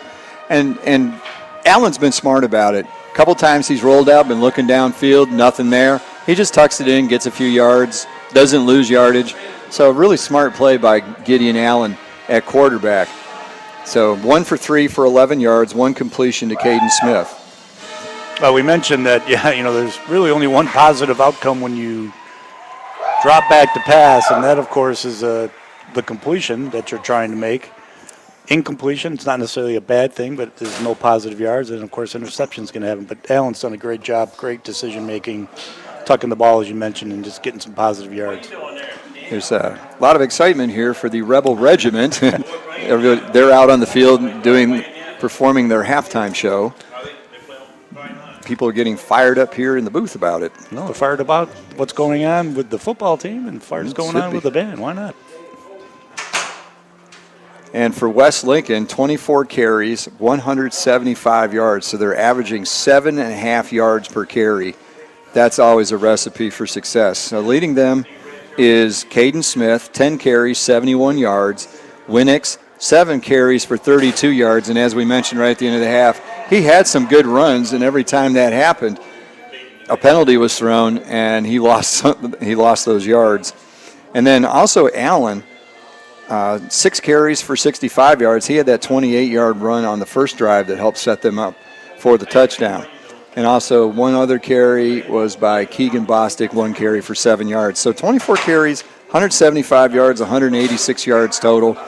Typical West Lincoln offense. Control the ball, run, kill the clock, and just keep the team down. Yeah, we mentioned again in the pregame that they average 287 rushing yards a game, so they're obviously more than halfway there. Already had 11 rushing touchdowns coming into the game. They've got 3 more to add to that total.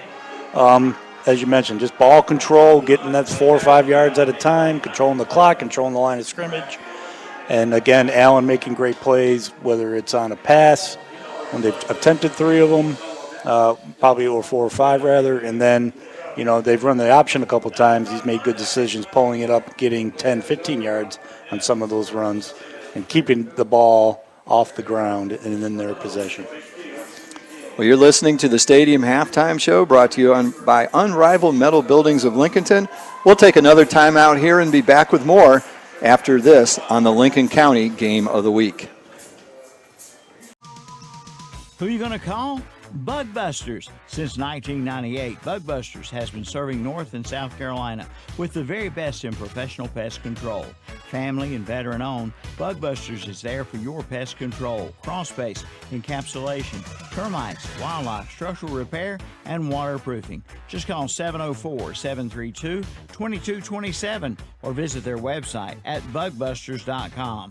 Like them on Facebook too.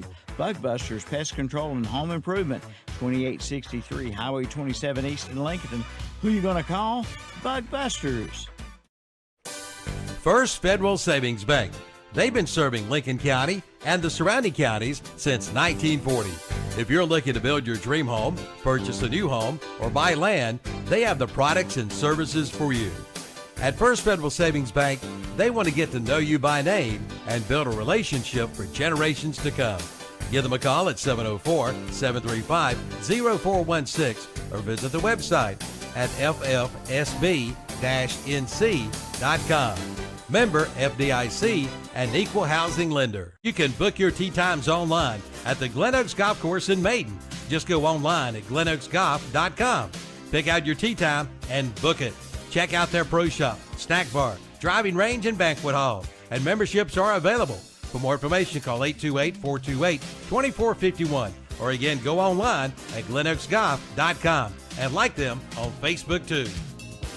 Say goodbye to those hot, sticky days in the scorching sun. James River delivers the Back to Cool special on select John Deere cab tractors. Experience ultimate comfort in a roomy, air-conditioned 3R, 4R, or 5E 3-cylinder series cab tractor. Plus, save a cool $5,000 off MSRP on top of 0% for 60-month financing. Comfort has never been so affordable. Visit JamesRiverEquipment.com/cool for more. Ends 8/31/23 with approved credit from John Deere Financial. Some restrictions apply. See dealer for details.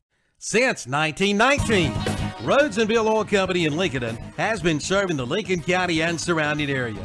And today they continue to serve this area and beyond with quality fuels and outstanding service. In addition to fuel oil, they also carry all kinds of lubricants, from hydraulic fluid to automatic transmission fluid to farm lubricants, plus diesel fuel, home heating oil, and kerosene. That's Rhodes and Bill Oil Company, 1404 East Main Street in Lincoln. Call 704-735-2508 and online at nesbitoil.com. Triad Corrugated Metal in Lincoln is this area's headquarters for premium metal roofing and supplies. And now just arrived square tubing for metal carports and metal buildings. Give them a call at 980-429-2278 for pricing and sizes. And they have a wide variety of colors. Visit the website at triadcorrugatedmetal.com. And like them on Facebook too, Triad Corrugated Metal, 108 Industrial Park Road in Lincoln.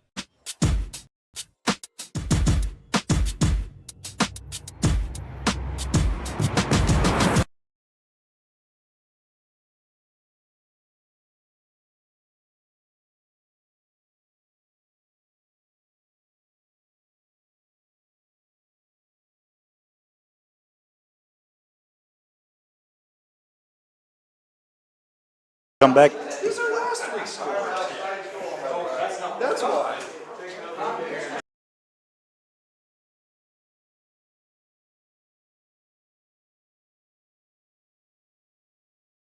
Lincoln, the two teams are on the field. Well, Foard is on the field, loosening back up. West Lincoln coming out of the locker room, trying to find some scores on some other games. We've been unable to do that so far. I would go out to max preps, but those are usually so far behind the actual game action. Yeah, I looked on North Carolina preps on Twitter, and they're all about last week. I don't know. Maybe we're just moving too fast. Maybe last week we were getting halftime scores when we were coming out of the first quarter. Yep. Well, last week it was a mess too, because several teams had gone and changed their game to 8 o'clock. So you had teams that were in the first quarter and teams that were at halftime, and there was no rhyme or reason to things. So, well, they probably still got done before we did. That, folks, we're laughing about it, but at the time it was like, oh, come on. It's 39-8. It's like, please end this thing. Put it out of its misery. They're just trying to get the clock over with, and they kept committing penalties, and it was not a good thing. One of the bright spots for Fred T. Foard, well, I don't want to call it a bright spot, but, I want to make sure I get his first name right here, but I'm going to call him Jalay Mayfield. Oh, I may run out of room on my box for defensive tackles. I mean, I've already got him at 7, but he's made a couple hits and just didn't wrap up, but he's been all over the field. Again, but he's the safety. We don't want the safety coming in here making all the plays on the defensive side for Foard, but that's just what West Lincoln has been doing, is they've just been pushing the line of scrimmage 5 yards back where the linebackers are. And again, if it's not for Mayfield, this game may be a couple more scores for West Lincoln. Check this out. Mayfield is a freshman. Well, that's a bright future then for Foard. Yes, he is the only freshman on their varsity roster. There's a few sophomores, but a lot of seniors and juniors, so this is an older team, but in some regards they don't play like it. Yeah, usually, you get those experienced teams. They don't put the ball on the ground. They don't commit penalties as much as they should. So, again, it's when you get that sort of momentum going as far as, you kind of get used to losing as East Lincoln gets used to winning. So that's one of those things you got to battle. And coaches just keep at it, and hopefully it makes a turn here. And West Lincoln more and more is getting used to winning. I mean, they've been 8-4, 9-3, and you've got a tough conference here. You've got Maiden, you've got Bunker Hill. Lincolnton's never an easy game, just because of the rivalry factor. So it's. They've been second or third in the conference here pretty regularly in the hunt. The only thing that stood in their way usually is Bunker Hill and Maiden. They'll go through the rest of their season with a good record, and they run into those two teams, and that's it. You know, they end up in third place. They did get one home playoff game a couple years ago, but then, you know, you're third place in your conference, you're going to end up going on the road. Yeah. So I remember, you know, having a pretty good season one year, telling my age a little bit here in basketball. And I believe I only lost 3 games, but finished in a tie for the conference in basketball, but then had to travel to Asheville to play just because, like you say, sometimes those rankings just, you know, make you, you know, the other teams have what they call quality wins, and so you're traveling even though you might have had, as you mentioned, a pretty good season. So it looks like West Lincoln hopefully can this year, you know, win the conference, get a home game, or at least maybe get second, and then you have a better chance of playing more home games. I mean, the way they do it right now, if you're taking 32 teams and you got the 9 conference champions, they're going to, even if the conference champion's 6-4, they're going to be ahead of a team that might be 10-1 and was second place in their conference. Right. It's just the way they do it, and so they're going to have a bunch of teams in front of them getting the home games, especially if you're third place in the conference. So we do have some other scores. Let's see what's going on around the area. Okay, we got Drawn 14, Eastburg 6, Brevard 7, Irwin 7, West Henderson 24, Polk County 0, Union Academy 23, Highland Tech 0, Jefferson 14, Asheville Christian 14, Corvian, there's your Corvian community from last week, 13, CS of Davidson, 21-13 Corvian, Roberson 21, Smoky Mountain 7, Providence 19, Huss 7, West Mac 8, Ashbrook 7, Kings Mountain 21, Burns 6. Creston what Shelby. A game that must be. Wow. Crest 26, Shelby 24. They thought that was going to be a barn burner. It certainly is. Got Blacksburg 27, Cherryville 26. My old stomping ground, my first ever school, Blacksburg, South Carolina. East Rutherford 12, Newton Conover 8. East Lincoln 12, Lincolnton 7. I'd like to know how far into the game that one is. That'd be interesting. Bessemer City 12, Avery 0, Charlotte Christian 27, South Point 15, and High Brighton 14, West Caldwell 7. And they're saying that Ace Lincoln game is at halftime. So Lincolnton's staying with them pretty well. Forest View did that last week for a while too, so we'll have to see if they can keep it up. Well, here's a second half kickoff. Ball goes down to the 25-yard line, hits the turf. The first person trying to field it for West Lincoln misplayed it. The kick was by number 7, and I got to get my roster back out here now.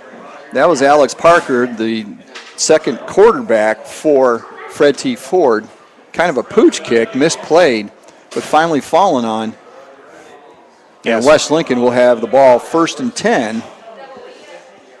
25. I'm trying to see 25-yard line. Yeah, Ponder did a good job there. Plays linebacker, just fell on it. Didn't try to pick it up, just dropped on it. Make sure they kept possession. Coach's son, they're supposed to be smart, right? That's what they say. I was a coach's son. No one ever accused me of that. So right out of the gate, West Lincoln draws a 5-yard penalty for illegal procedure, and they'll back up to their 20-yard line. Some surprising scores and some not surprising scores. Crest Shelby, they thought that was going to be a fantastic game. That's turning out to be everything as advertised. Yeah, I think if we remember from last week, Lincolnton came back down 21-0, if I remember correctly. Got within, got to 20, and a little bit of controversy from what I heard about whether the safety was called versus a touchdown. But, it was trying to fall on it in the end zone. And there's a handoff to Smith. He gets all of the penalty yardage back and almost all the way to the first down. He's out too. They'll mark him at the 39-yard line. Gain of 14 on that play. Little hurry up.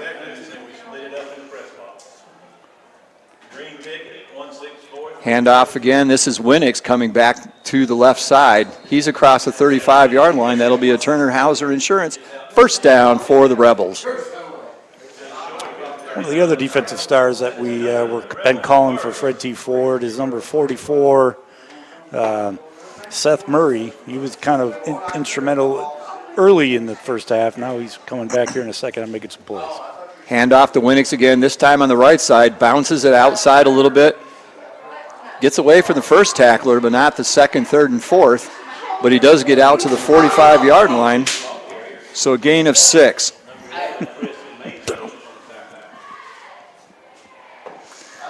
Yeah, there's Murray again, as you mentioned. Contact made by 84, Hartsoe, but Winix was able to bounce off and then finished off by Murray. Allen drops back, throws. He's got a receiver downfield. It's caught. Trying to see who the number is. It's getting tougher as it gets darker to see the numbers. It's caught by number 10. That would be Ben Sane. A little more passing tonight from West Lincoln. Showing they can do it. That was a great play call there. Dragged from the opposite field, cross, great throw. 12 yards on the play, another first down. Hand off to Winix. He's out on the corner. He's got some space. Turns, comes back inside, jukes away from a couple defenders. He's all the way down to the 12-yard line. Gain of 23 on that play for Winix. And another first down for the Rebels. They're just marching right straight down the field. A little bit of hurry up here. Yeah, trying to catch Foard, keep tired players on the field. Just a pull pitch from there, and great run by Winix. First and 10 at the 13. Hand off to Smith up the middle. Breaks through. He's got an opening close to the goal line. They mark him down at the 1. That'll be another first down. Close to the 1 yard line. Gain of 12 on that play. And we're less than 2 minutes into the third quarter, and West Lincoln first and goal at the 1. Hand off to Winix, tries to get over the left side.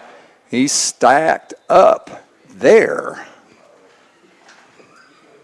Jalen Winix carries again. Yeah, a host of Foard players there. Number 6, number 44, names we've called already tonight a bunch of times. Yeah, there's that Mayfield again. And we're able to keep them out. So second and goal from the 1. This time Allen just bowls his way behind center into the end zone. Touchdown, West Lincoln. Another Whitetail Properties touchdown for the Rebels. And that makes it 27-0. We're just 2.5 minutes into the third quarter. Yeah, must have seen a little something there at the end of the first half. That little hurry up kept Fred T. Foard off balance. I don't know why they needed to really hurry up, but again, just trying to change that momentum, keep it going, and able to march right down the field and get another touchdown. Harrelson on for the extra point. Kick is up, and he pounds it over the scoreboard. It's good. So with 9:37 to go in the third quarter, on the First Federal Savings Bank scoreboard, it's West Lincoln 28, Fred T. Foard 0. We'll be back after this timeout on the Lincoln County Game of the Week. Where you get your tag does make a difference. At the North Carolina DMV Tag Office in Lincoln, they want to make sure your tag purchase experience is a pleasant one. They're located at 2683 Main Street in Lincoln, in the Carolina Shopping Center. It's big and spacious, and they have plenty of attendants to help serve you. They want to get you in and out as fast as possible. The North Carolina DMV Tag Office at 2683 East Main Street in the Carolina Shopping Center, Lincoln. Like them on Facebook, too. Save thousands of dollars right now on your next vehicle purchase from Abernathy Chevrolet Buick GMC in Lincoln. Right now, all new 2023 Buick Encore GXs are at $2,000 off MSRP. That's right, $2,000 off. Many colors and trims to choose from. But that's not all. All remaining new 2023 Chevy Silverados are $4,000 off MSRP. Plus, check their selection of pre-owned vehicles. Only at Abernathy Chevrolet Buick GMC, 1445 East Main Street in Lincoln. Online at AbernathyChevrolet.com. See their page at LincolnCounty.com.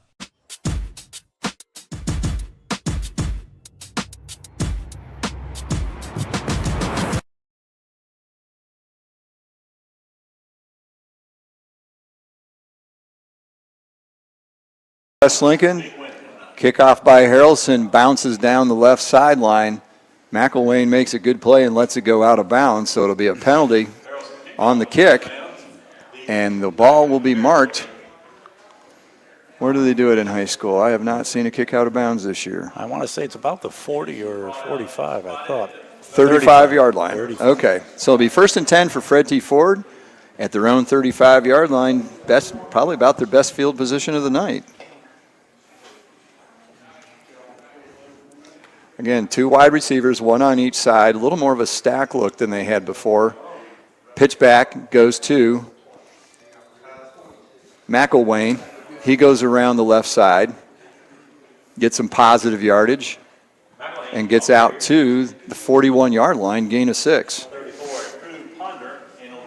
Similar play, I believe, that they started the game with. Let's hope that they can keep that momentum, stay ahead of the chains.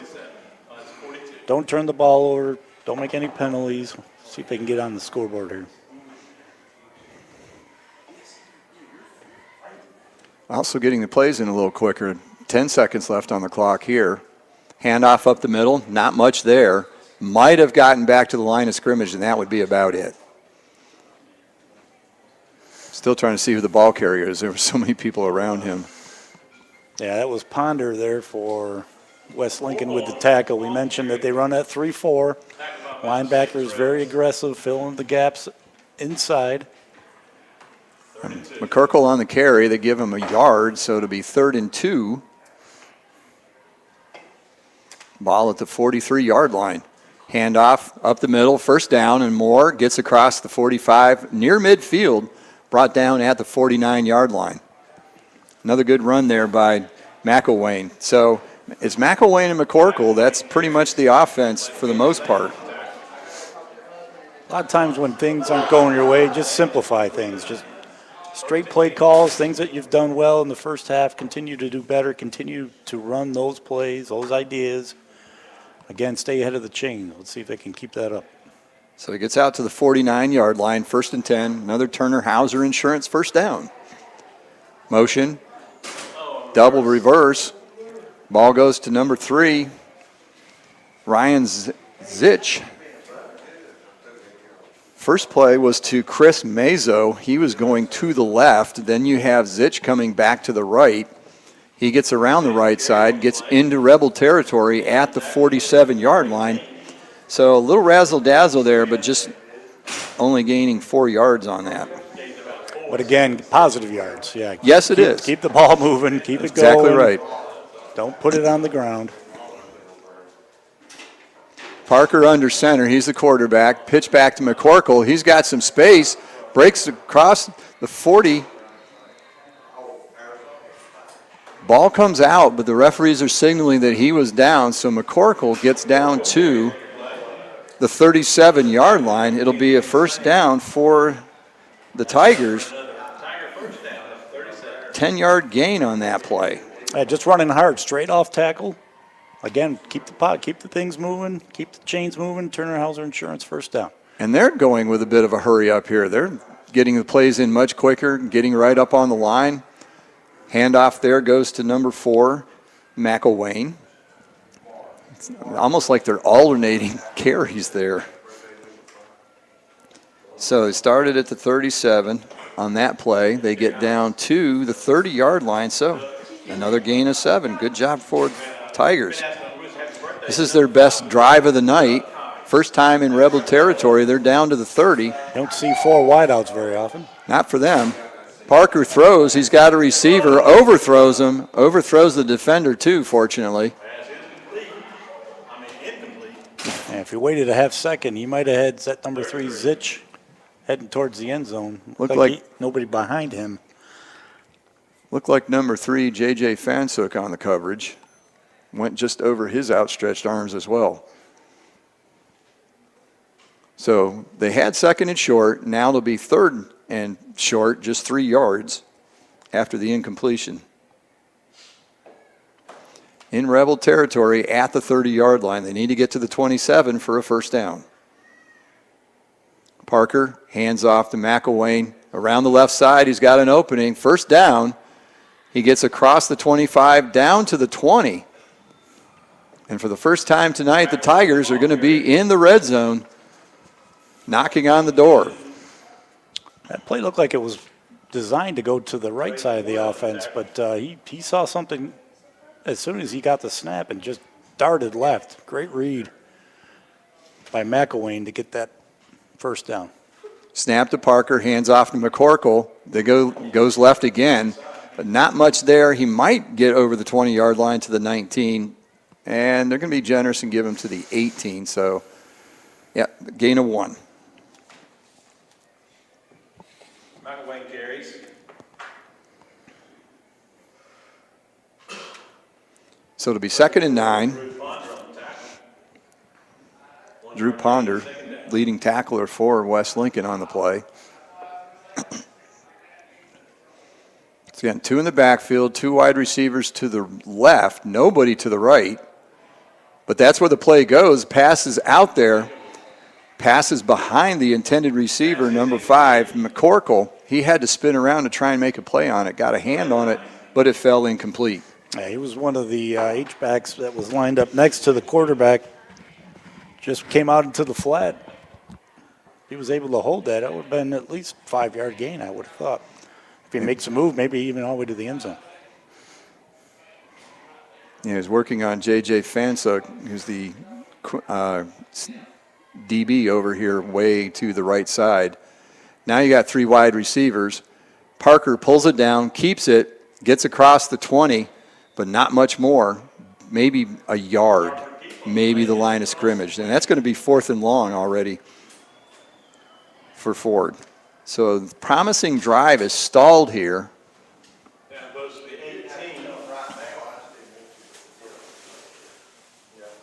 So the ball's at the 18-yard line. Let's say no gain on that particular one.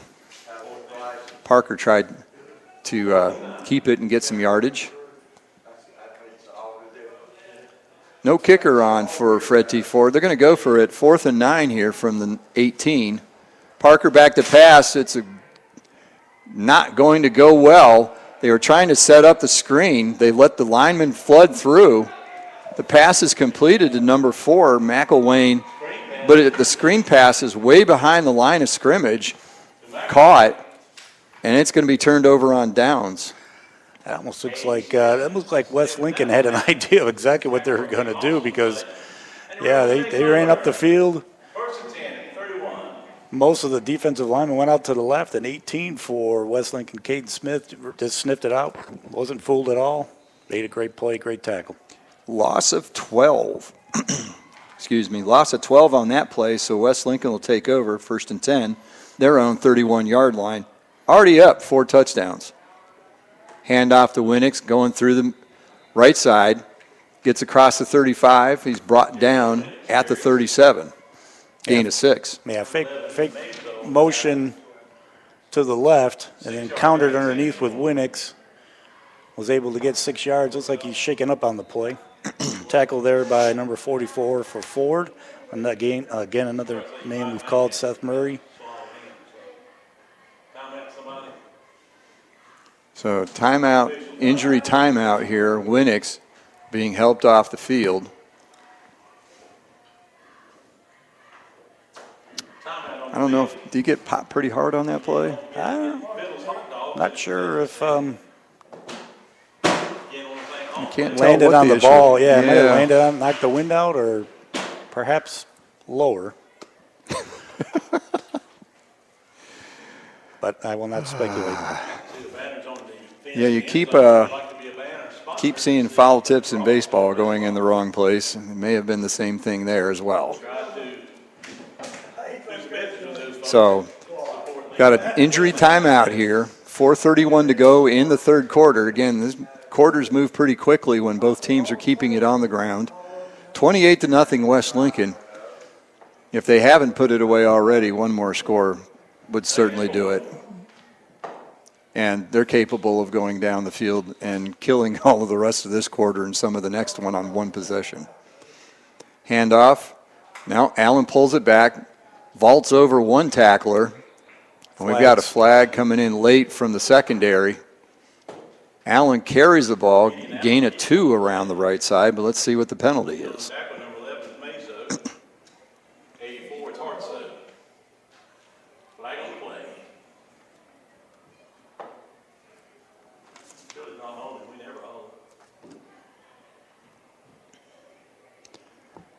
Taking a long time to figure things out here. We have not seen a signal yet.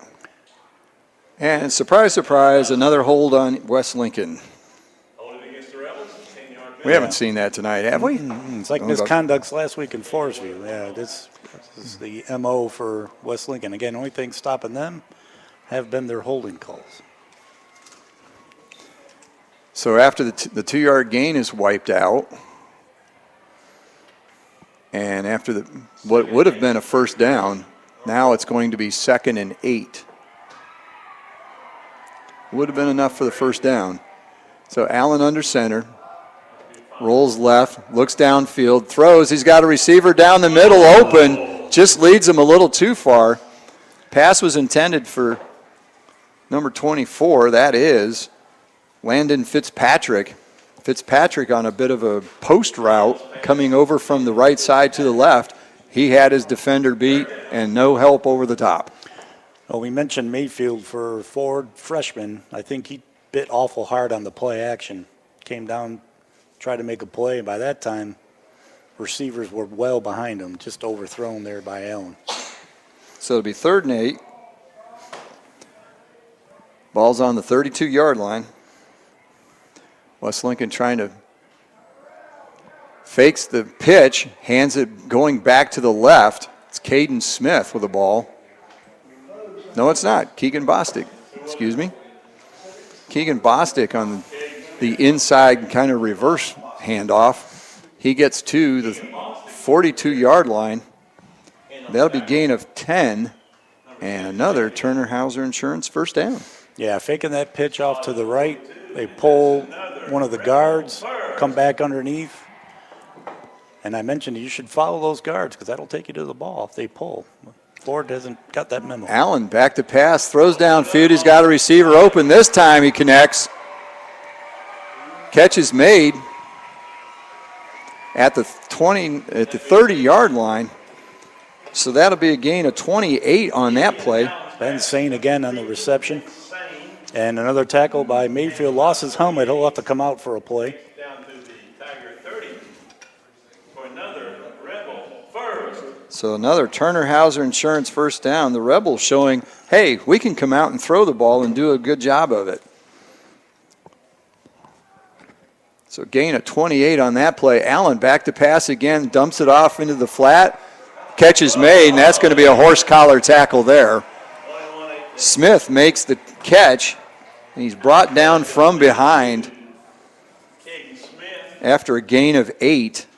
Yeah, 21, James Leach for Foard. Had one arm wrapped around him, around his waist, but then the other hand got up on the jersey and horse collared him down. So the play goes down to the 22-yard line, and I believe a horse collar is 15. That's a personal foul, so that'll be roughly half the distance. I expect West Lincoln to get the ball here about the 11-yard line. Horse collar is the call. Now we'll see what the mark-off is.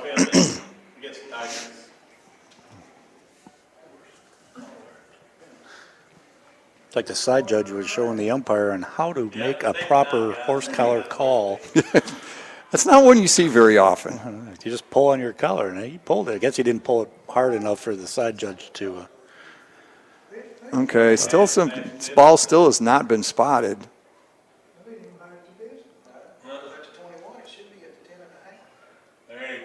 Okay, they're finally wandering down there far enough, and they get it to the 11-yard line. So 11-yard penalty for the horse collar. It's going to be 1st and 10. West Lincoln has the ball just outside the 10-yard line, knocking on the door again. 3 minutes to go in the third quarter. Hand off to Smith. He goes over the left side, breaks a tackle, keeps surging forward, and he surges all the way to the end zone. Touchdown, West Lincoln. A Whitetails property touchdown for the Rebels. Caden Smith was hit maybe 2 yards into that play. Yeah, like I said, they had him wrapped up, at least we thought, about the 6 or 7, possibly the 8-yard line, and he just kept going. We mentioned in pregame that, Foard has had a history this year of missing tackles. Shows it again right there on that play. Great effort. So it's 34-0 now, West Lincoln. Xander Harrelson in to attempt the extra point. He's 3 for 4 on the night. And that one's also blocked. Came up through the middle on that one. The first one was blocked around the outside. This one was up the middle. So with 2:56 to go in the third quarter, it's West Lincoln 34 and Fred T. Foard 0. You're listening to the Lincoln County Game of the Week.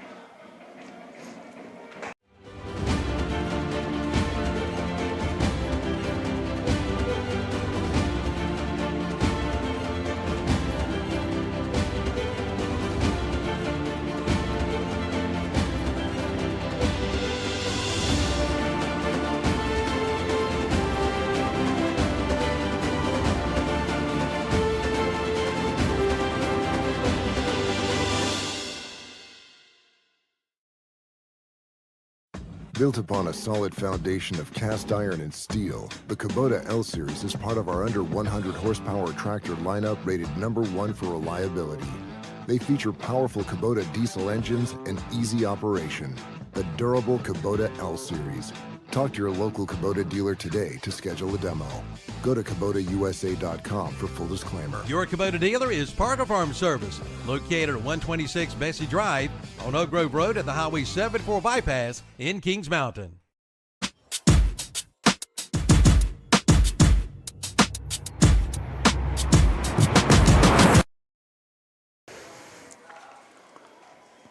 Okay. We good? All right. Kickoff has been made here at West Lincoln. Number 3, Ryan Zitch picks the ball up at the 10-yard line, returns it out to the 29-yard line. So a 19-yard return. Harrelson with another low line drive kick. Going to be 1st and 10 for Fred T. Foard at their own 29-yard line. Still looking for their first score of the game. Handoff up the middle, nothing much there. West Lincoln all over that play.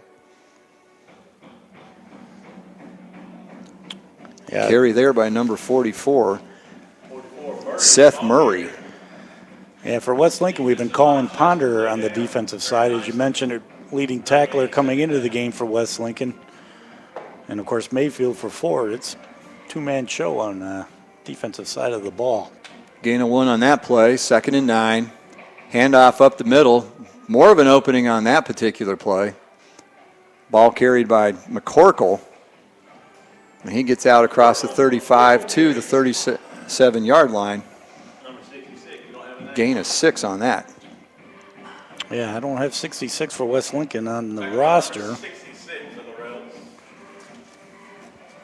Looks like they might be starting to get some subs in. He's playing one of the outside linebacker positions.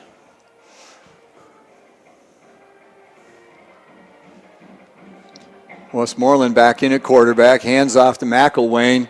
He gets back to the line of scrimmage, and then he is met by 3 Rebel defenders for no gain. McElwain carried on the play. And then she'll hit about 73. Not much blocking up front on that one. No. He took the handoff, took about 1 step, and was greeted rudely. Gives it out to the 37. Yeah, 73. Derek Hamby with the tackle there. I guess we mentioned West Lincoln starting to get some subs in the game. Maybe some guys that maybe play both sides of the ball, keep them fresh to finish this one out. And they do believe they have a bye next week before they start conference play. So getting a look at some people here before they go into the meat of their schedule. Handoff is to McCorkle. McCorkle goes over the right side. He's across the 40, and that'll be a Turner Hauser Insurance first down for the Tigers. As he gains 4 on that play. We've seen this from Foard. They've started off some drives with some positive plays. They just, need to finish. Yes, they have. I mean, the last one in particular, they're all the way down inside the 20 for the first time, get nothing for it. This time they hand it off to McCorkle. He breaks a tackle, and now he breaks another one in the secondary, and McCorkle's gone. He's going to score. 57-yard touchdown run for McCorkle, and Fred T. Foard gets on the board with a Whitetail Properties of Falston touchdown for the Tigers. 57 yards. Well, as we, again, sort of talked about in pregame, he's the only one that scored for Fred T. Foard this year. So he's averaging 1 touchdown a game as of now. That's That's his touchdown for today. Great run. He just went basically straight up the middle, broke a couple tackles, and showed some good speed. Get away from Allen there and get to the end zone. Interesting formation for Foard. They're going to go for two. Throws into the corner of the end zone. Parker came in to make the throw. It's a little too high for the receiver, number 84, Davey Hartsoe. So, on the First Federal Savings Bank scoreboard, it's West Lincoln 34, Fred T. Foard 6. You're listening to the Lincoln County Game of the Week. Make This the Summer event is underway now at Abernathy Chrysler Dodge Jeep Ram in Lincoln. Now get $3,250 total cash on select new 2023 Dodge Durango models. Plus get $750 bonus cash when financed through Chrysler Capital or Stellantis Financial Services. And make this the summer event. Introducing $500 retail consumer cash on all new 2023 Dodge Hornet models. The Make This the Summer event. Underway now at Abernathy Chrysler Dodge Jeep Ram, 1442 East Main Street, Lincoln. Bennett Funeral Services is a proud supporter of Lincoln County Athletics, and they take this time to wish each of you a successful season. Bennett Funeral Services is family owned and operated by Robbie and Rhonda Bennett, and they care about you and your family, featuring traditional funerals and cremation services. And yes, pre-planning transfers are accepted. For more information, call 828-465-2111. Visit the website at BennettFuneralServices.com. In your time of need, call upon Bennett Funeral Service, 7878 NC Highway 16 in Newton and 502 First Avenue South in Conover. They are there for you.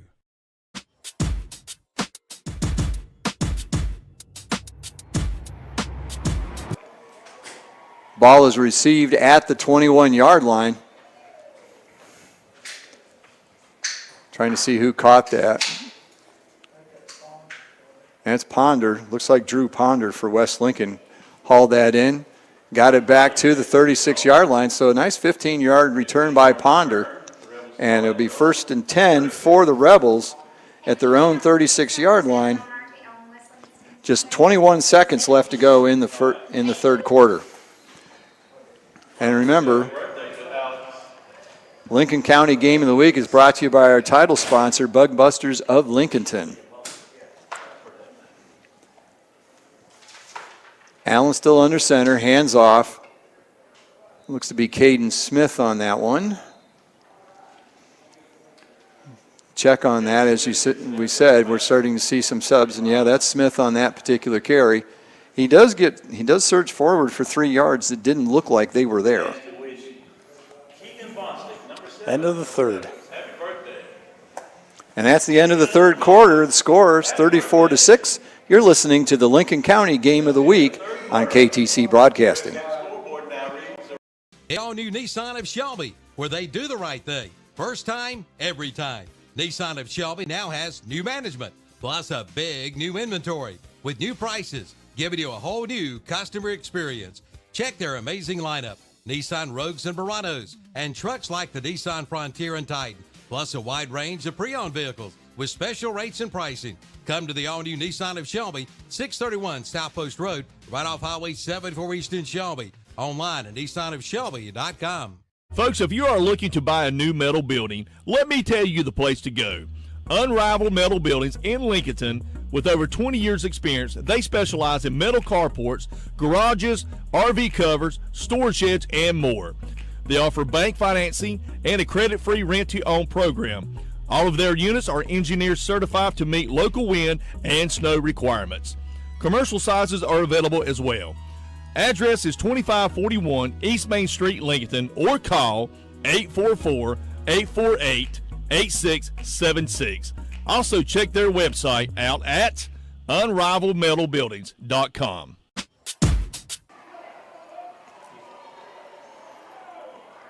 Pitch goes to number 2. Back here at West Lincoln, there's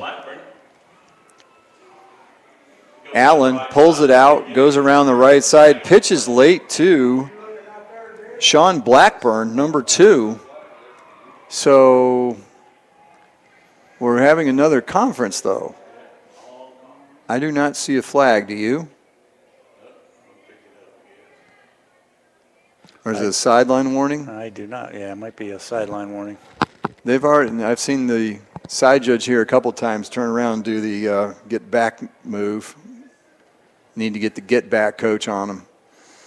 Yeah, that's one thing that they looks like they do have marked on this new turf is that the gray area. Players should stay off of the gray, stay on the red as much as possible. That way the side judge can work it up and down the field. That's pretty much the reason for that. I'm not sure why 54 is walking over towards the West Lincoln lineman and running his mouth. One of his teammates pulled him back. When it's 34-6, I don't think you have a whole lot to be yakking about. Well, maybe they're discussing, something they may have seen on TV. We'll watch later on.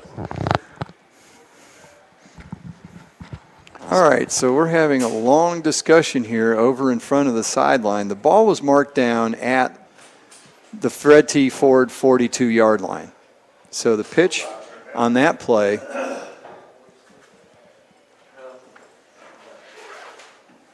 So the play went for 19 yards. The question is, what's going to happen afterwards? Well, it couldn't have been a fumble. They're picking up the little beanbag that sometimes they put down when there's a fumble. That's from the umpire. Maybe he thought the pitch was a fumble. Well, you fooled the cameraman usually, but there's no cameras in the crowd. But you fooled the umpire. But they marked it at the 49. He was marked. The play went to the 42. This is making no sense. This is getting like last week all of a sudden. It's not like his knee was down, right? Because he pulled the fake dive, went around the end, probably ran for about 7 or 8 yards, and pitched it backwards, which is a legal play. Yeah. But they only mark it to the 49-yard line, so they lost 7. So it's actually, they're saying it's a gain of 11. It should have been a gain of 19. But it is 1st and 10. It'll be another Turner Hauser Insurance first down for the Rebels, this time just over the 50 at the 49-yard line. Well, we're still not sure what that was all about. So it'll be 1st and 10, handoff up the middle. Lots of room there for Caden Smith. He gets upended, but not before he gets across the 42, the 36-yard line. And he took a pretty good shot on the legs there. Yeah, 44 Murray cut him down low, and number 6 Mayfield finished him off.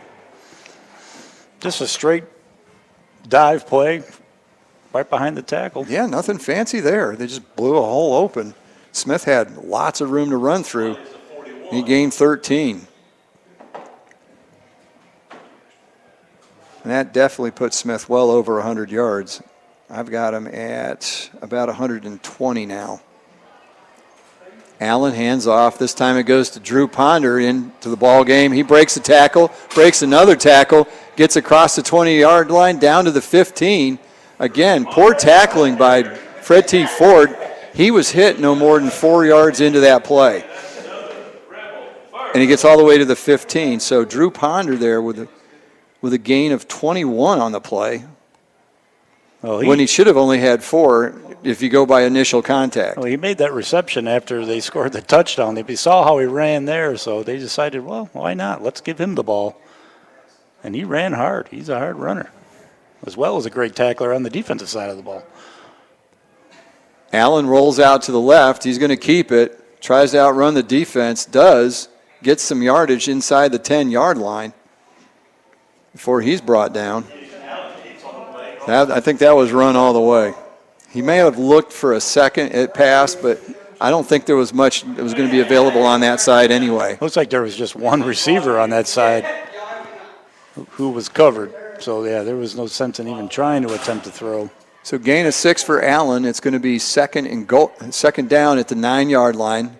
Handoff, Ponder again. He blasts his way up the middle. It'll be a first down just short of the goal line. They mark him down at about the 2.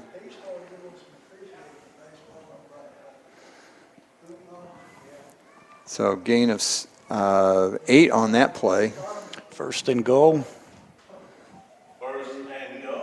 First and goal from the 2-yard line. West Lincoln looking for another Whitetail Properties touchdown.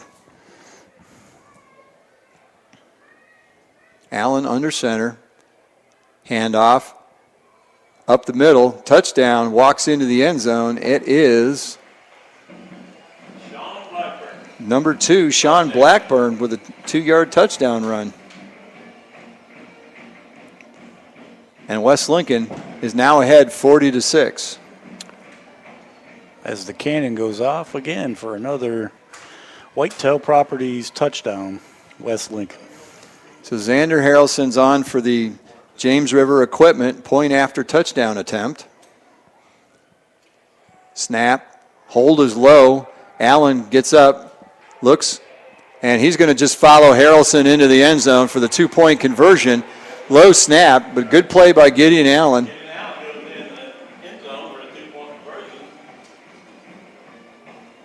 And now it's 42-6 with 10 minutes to go in the game. You're listening to the Lincoln County Game of the Week.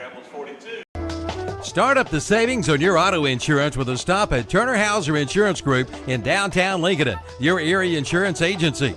Jamie Hauser invites you to stop in and find out how you can save money on all of your insurance needs, from home to auto to commercial to farm to life. Visit them at their office at 228 East Main Street, downtown Lincoln. Just look for the big blue awning. That's Turner Hauser Insurance Group, your area insurance agency. Call 704-732-9577 or visit the website at turnerhauserins.com. If you're ready to make the great escape, do it with the #1 brand on the water. Yamaha Wave Runners are the most premium personal watercraft on the market, with industry-first features and exciting new products like the all-new 2021 VX Series with audio packages, the most-anticipated Superjet, and the new race-ready GP Series. This is Wave Runner country. See one today at Full Throttle Power Sports, located at 100 Indian Walk off I-85 in Lowell.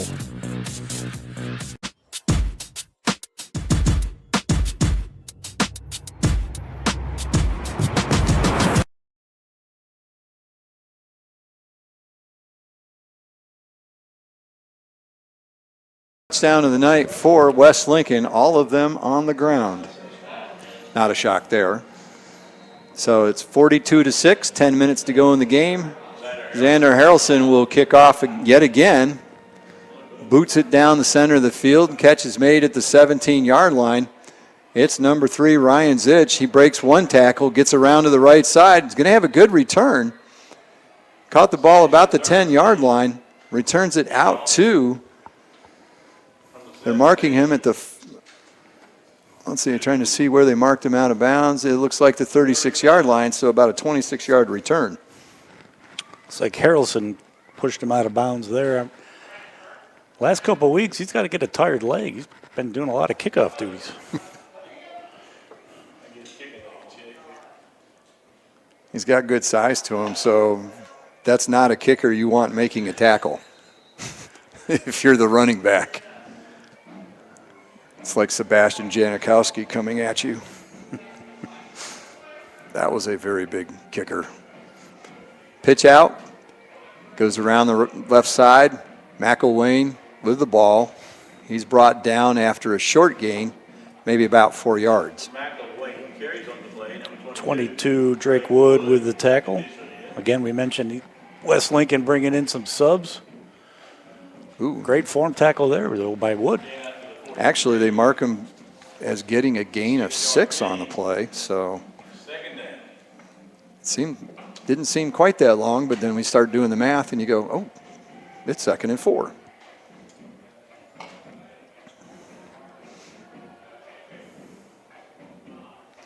Alex Parker back in the game. They're alternating quarterbacks for Fred T. Foard. He throws one long.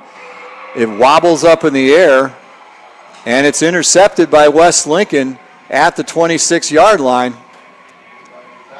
Is that number 3, J.J. Fansuk? I believe that is. So the interception is made by J.J. Fansuk, number 3, on the deep ball.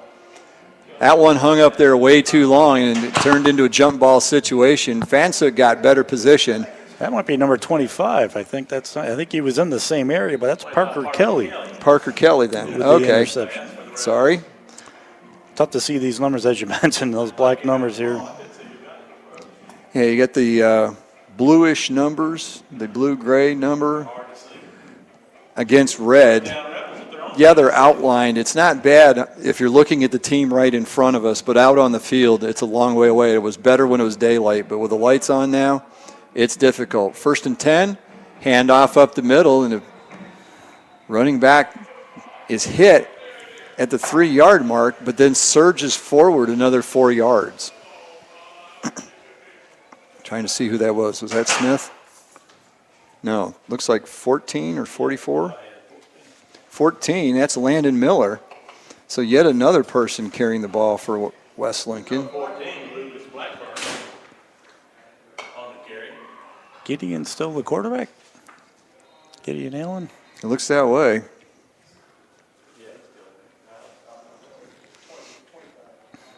Like we're subbing everybody but the quarterback. Well, got to keep some continuity there. As the Fred T. Foard band does the wave and other gyrations. 2nd down, handoff up the middle. Nothing fancy for West Lincoln, but it's successful. It's across the 45-yard line. It'll be another Turner Hauser Insurance 1st down. Pair of 21s. 21 for West Lincoln, Justin Hamby running, and a tackle by James Leach. Number 21 for Fred T. Foard. So a gain of 9 on that play, and it'll be another 1st down and 10. Rebels have the ball at their own 46-yard line. Handoff goes over the right side, little opening there, spun around. Ball comes loose, picked up by number 1 for Fred T. Foard. That's Austin Stillwell. Carry was made by looked to be Lucas Blackburn carrying the ball on that play, but he gets stripped at the 45-yard line. Right at the play, the official threw a flag. I thought it was going to be a beanbag to come out. I figured he just grabbed the wrong thing, throw a beanbag for the fumble, but now there's a flag on the field. So we'll have to wait and see what comes out of this. Will there be a change of possession or not?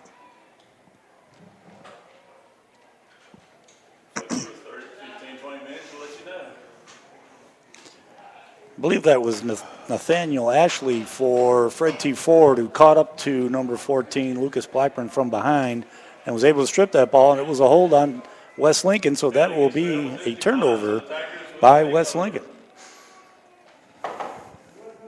Interesting place for a hold, right where the tackle or strip was being made.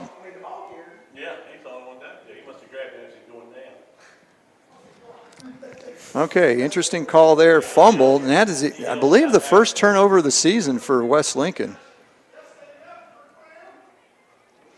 8:11 to go. Fred T. Foard with the ball in Rebel territory at the 34-yard line. Handoff, it's McElwain. He dodges one tackler, gets down to the 30, and then he's stacked up. So gain of 4 there for McElwain. Yeah, Ponder again, he has not come out on the defensive side for West Lincoln. So the quarterback on the offensive side, Allen, is staying in. It looks like the quarterback of the defense there, Ponder, also staying in. As you mentioned, maybe keeping some of that continuity both sides of the ball. Westmoreland in at quarterback for Fred T. Foard, hands off, hands it to McElwain, and very nearly hands it to one of the West Lincoln Rebels who's right there. So he'll lose 2 on that play. Sean Blackburn came right up, made a great form tackle, picked him up off the ground, and was able to stop that momentum from the Fred T. Foard running back. So instead of getting short yardage here, now they're backed up and it's 3rd and 8. They've got to get down to the 24-yard line for a first down.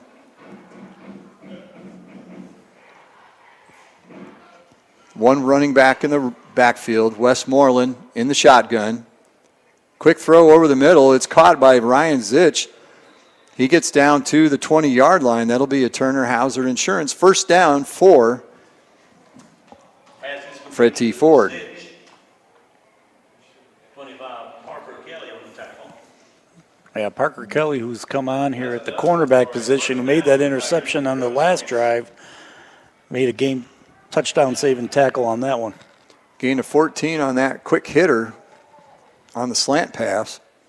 1st and 10 at the 20-yard line, just outside the red zone. Quick pitch around the right side or left side.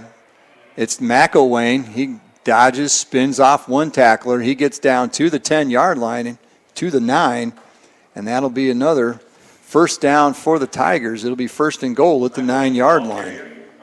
There's J.J. Fansuk with that tackle. That's another first down for the Tigers. The Rebel 9. So again, they're down at the 9-yard line in the red zone, in goal-to-go situation. Hand off to McElwain, goes around the right, cuts it back up. Good cutback, and he's into the end zone. Touchdown, Fred T. Foard. McElwain from 9 yards out, and that makes it 42-12 with the James River Equipment PAT upcoming.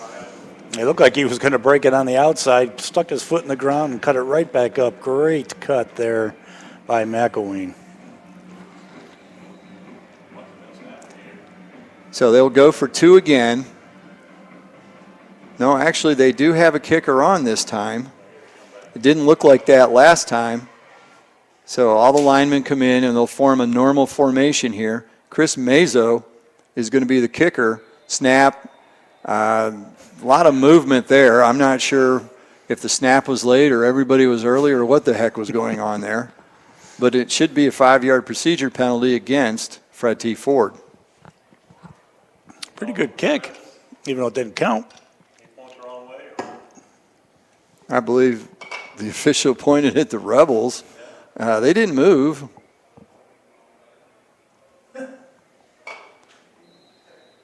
So, yes, it was a 5-yard penalty on Fred T. Foard. Well, they're putting it half the distance on West Lincoln. Then it is against West Lincoln. Sure looked like procedure, but anyway, Mazo will attempt the kick again. Snaps high, down. Kick is up, though, and it is good. So with 6:01 to go in the game, the extra point is good, and on the First Federal Savings Bank scoreboard, West Lincoln 42, Fred T. Foard 13. We'll be back on the Lincoln County Game of the Week after this. Drivers, start your engines! Start your engine of savings at Campers Inn in Kings Mountain. Race on in now during the Campers Inn 500. Over 500 units have been discounted for year-end savings. It's the best time of the year to buy. Don't make a pit stop elsewhere. Head to the finish line of savings at Campers Inn in Kings Mountain during the Campers Inn 500. Campers Inn, 615 South Broadway off Highway 161 South at I-85 in Kings Mountain. Online at campersin.kingsmountain.com. Like them on Facebook, too. Say goodbye to those hot, sticky days in the scorching sun. James River delivers the Back to Cool special on select John Deere cab tractors. Experience ultimate comfort in a roomy, air-conditioned 3R, 4R, or 5E 3-cylinder series cab tractor. Plus, save a cool $5,000 off MSRP on top of 0% for 60-month financing. Comfort has never been so affordable. Visit jamesriverequipment.com/cool for more. Ends 8/31/23 with approved credit from John Deere Financial. Some restrictions apply. See dealer for details.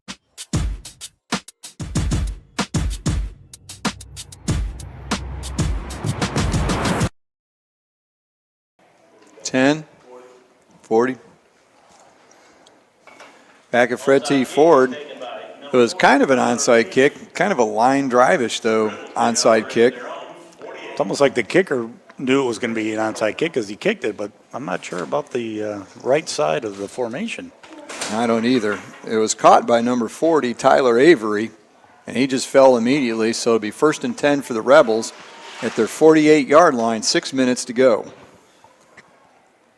Now we got a new quarterback. Who we got in here? Keeps the ball, goes around the outside. Is this Blackburn? Yeah, he's the backup quarterback. He keeps it himself.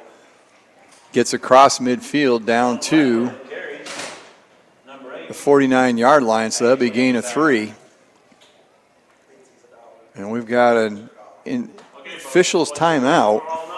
for a player down right in front of the Rebels bench. Pizzas are $1. Nachos are $1 in the concession stand. Get up there and get your breakfast for tomorrow morning. Well, Fred T. Foard, I mean, they're still playing hard. I mean, they have only scored 2 touchdowns coming into the game, and they have 2 tonight. So I'd like to see a little momentum. Maybe that'll carry over to next week. I don't know who they're playing, but Look to see here. A lot of teams have next week off. It's kind of weird these last 2 weeks. There's some teams that have their bye week this week. Most of them have it next week. Next week, we're scheduled to go to North Lincoln. It'll complete our rotation through all 4 Lincoln County schools. We're supposed to have the East Rutherford North Lincoln game. Those 2 teams are doing their bye week this week. And then everybody advances to conference play after that. So the clock is now rolling. Injured player is off the field. It's 2nd and 7 for West Lincoln at the 49-yard line of the Tigers. Handoff up the middle. No, it's pulled back. It's Gideon Allen back in the ball game. He's got the ball and he's got space. He's down the right sideline and he's close to the goal line. The referees are looking at each other. They're going to call a touchdown or not? I think they're calling him out inside the 1. He hit the pylon, but I believe the ball was in his right arm. I think he hit the front of the pylon, though, because it continued through the end zone. Yeah, I'm thinking maybe if he switched arms, at least maybe went and tried to get inside that pylon right and break the plane, he might have gave him the touchdown, but he was outside that pylon, ball in his right arm. So it was a 49-yard. They started at the 49-yard line. He gained 48.9. They're saying he kicked the pylon further. If it had gone sideways, they probably would have given it to him, but it did stay near the sideline, so he probably kicked the front of it. And this time Allen just keeps it, goes over the top. Still waiting on the signal. No, they're saying he didn't get there. Couldn't give him that .1. He might have to go .3 now. He may have lost a little bit.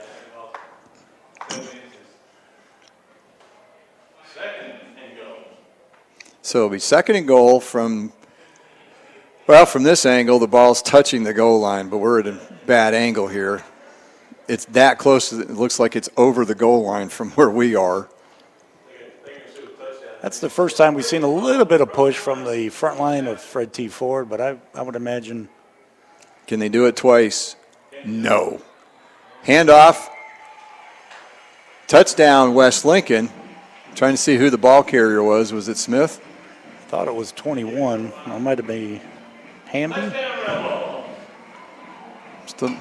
I've got my eye on who it was. I'm waiting for them to come over the sideline so I can see his number. So it's number 21. That is Justin Hamby. So Hamby cashes in the touchdown that Allen set up with a long run. And it's 48-13. Harrelson on to attempt an extra point. He's 2 for 4 on the night. Kick is up, and it's good. So with 4:21 to go in the game, West Lincoln leads 49-13. You're listening to the Lincoln County Game of the Week. You can book your tee times online at the Glen Oaks Golf Course in Maiden. Just go online at glenoaksgolf.com. Pick out your tee time and book it. Check out their pro shop, snack bar, driving range, and banquet hall. And memberships are available. For more information, call 828-428-2451. Or again, go online at glenoaksgolf.com and like them on Facebook too. Who are you going to call? Bug Busters. Since 1998, Bug Busters has been serving North and South Carolina with the very best in professional pest control. Family and veteran owned, Bug Busters is there for your pest control, crawl space, encapsulation, termites, wildlife, structural repair, and waterproofing. Just call 704-732-2227 or visit their website at bugbusters.com. Like them on Facebook too. Bug Busters Pest Control and Home Improvement, 2863 Highway 27 East in Lincoln. Who you going to call? Bug Busters.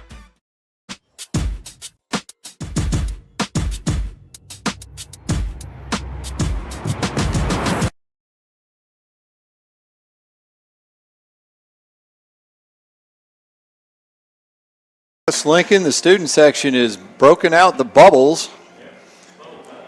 Any of you West Ham United or the Premier League soccer, I'm sure there's a lot in this area. That's what they do at the soccer matches.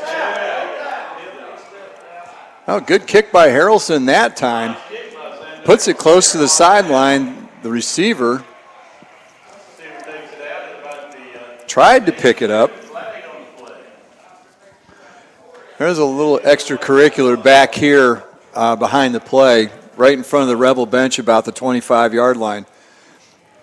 Player for Fred T. Foard, I couldn't see who, had shoved a West Lincoln defender all the way out of bounds by about 5 yards. Kept after him, so I imagine that's what the call is there. Now the ball was marked out at the 13-yard line. The runner tried to pick it up and stepped on the sideline, so that killed that play. And now you've got a personal foul. So that's going to be another, say, 6.5 yards penalty there. And yes, the game's over, but you want to make sure you try and finish in a proper manner. And now they're going to have to start at their own 7-yard line.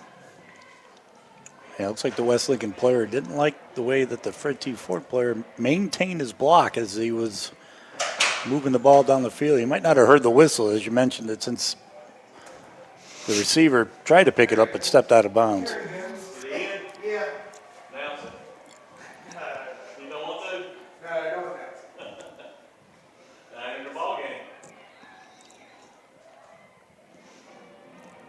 So it'll be first down, 10 yards, ball at the 6.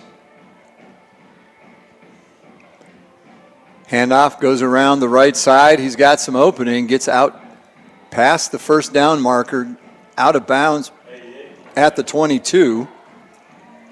Ball here goes out of bounds. Tackle number 88, Anthony Zervidnius. It looked like Aaron Nahew's number 22 for Fred T. Foard on the carry.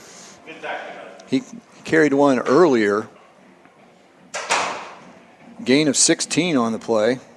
And again, West Lincoln now liberally substituting on defense. Well, that's an interesting play. High snap, tipped by the quarterback Parker right to the ball carrier McElwain. He grabs it, goes down, goes around the right side and gains 6 yards.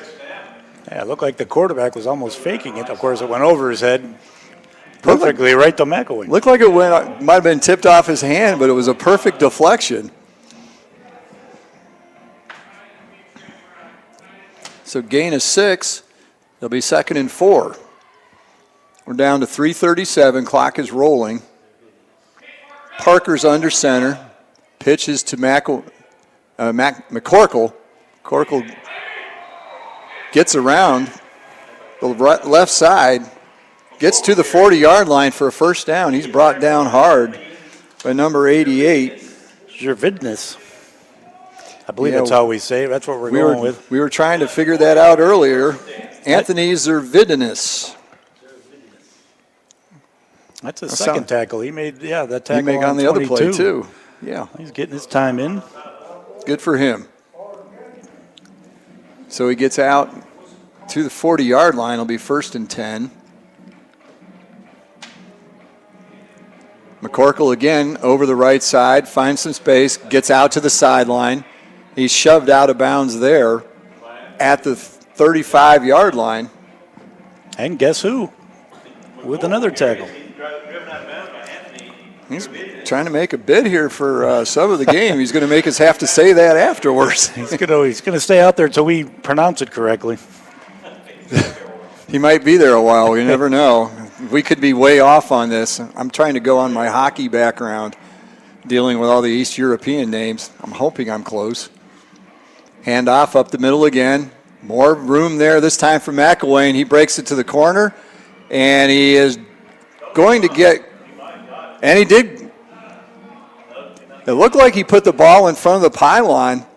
We were trying to tell. He went up the middle, broke out to the sideline, went for the pylon on the right side, knocked it over.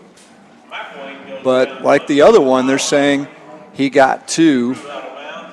Hey, you hit that pylon. That's supposed to be part of the end zone. Break the plane. Those both should have been touchdowns. But 29 yards on that carry. Ball's on the 1 yard line. Foard looking to get another score here. It'll be the first time they've had 3. And they do. 1 yard touchdown run for McElwain, and it's another. Whitetail Properties of Falston touchdown for the Tigers.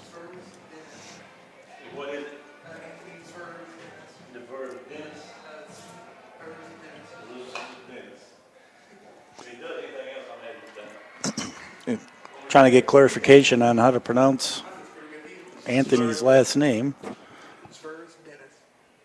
Zerv Dennis?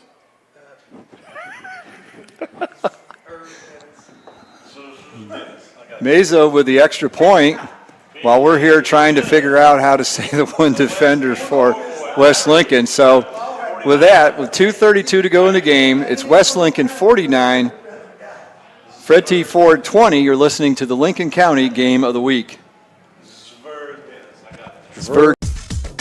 Triad Corrugated Metal in Lincoln is this area's headquarters for premium metal roofing and supplies. And now just arrived, square tubing for metal carports and metal buildings. Give them a call at 980-429-2278 for pricing and sizes. And they have a wide variety of colors.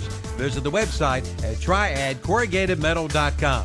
And like them on Facebook too, Triad Corrugated Metal, 108 Industrial Park Road in Lincoln.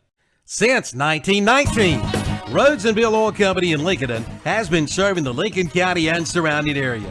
And today they continue to serve this area and beyond with quality fuels and outstanding service. In addition to fuel oil, they also carry all kinds of lubricants, from hydraulic fluid to automatic transmission fluid to farm lubricants, plus diesel fuel, home heating oil, and kerosene. That's Rhodes and Bill Oil Company, 1404 East Main Street in Lincoln. Call 704-735-2508 and online at nesbitoil.com.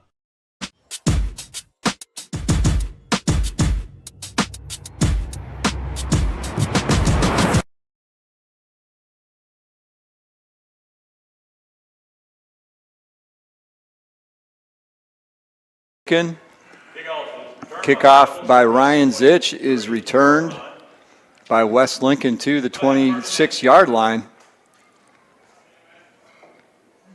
Well, now the referee has moved to the 24-yard line, so it'll be 1st and 10 for the Rebels. 2:25 to go. Both teams liberally substituting on each side. It looks like Gideon Allen is coming off.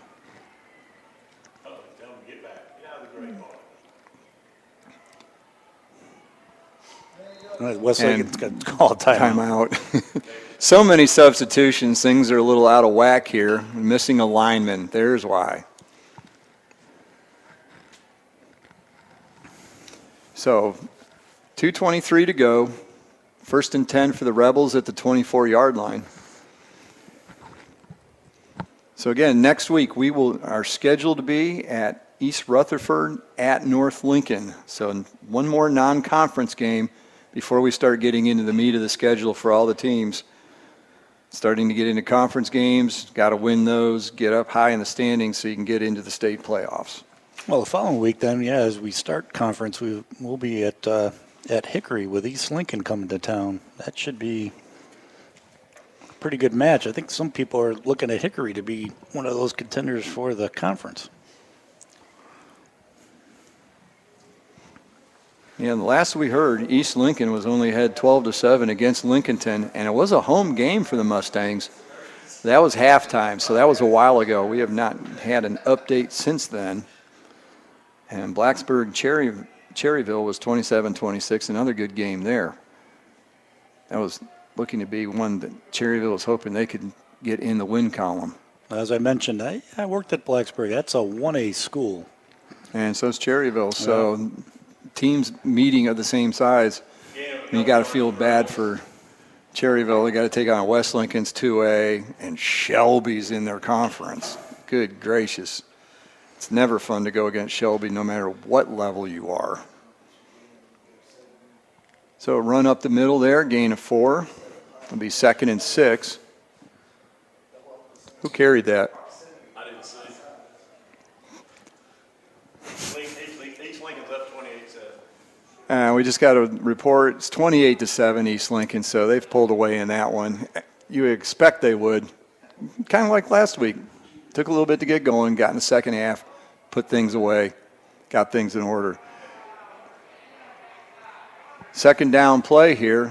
Ball is carried by number 14. That is Lucas Blackburn.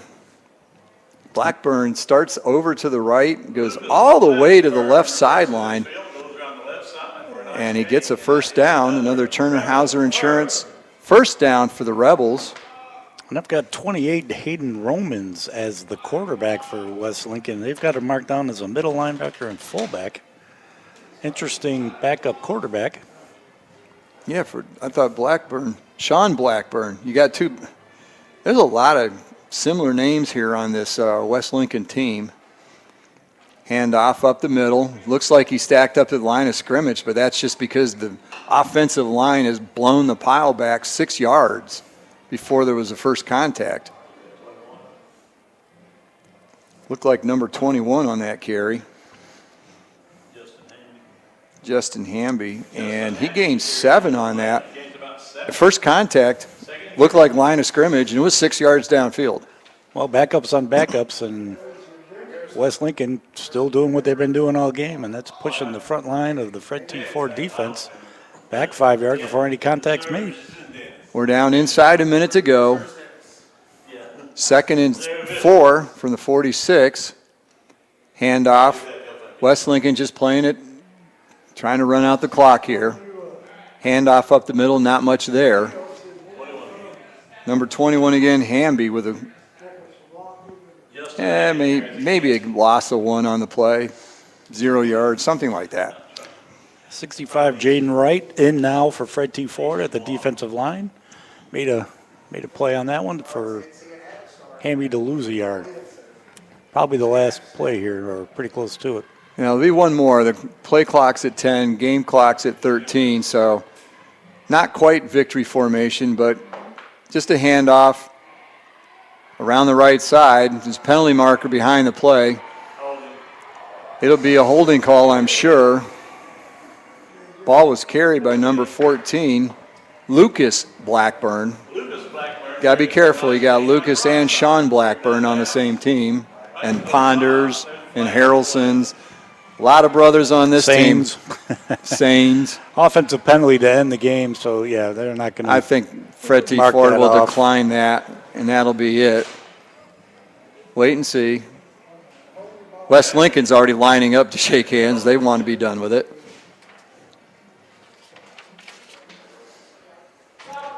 Holding penalty. It is declined, so that will be the ball game. And the final score is West Lincoln 49, the Fred T. Foard Tigers 20.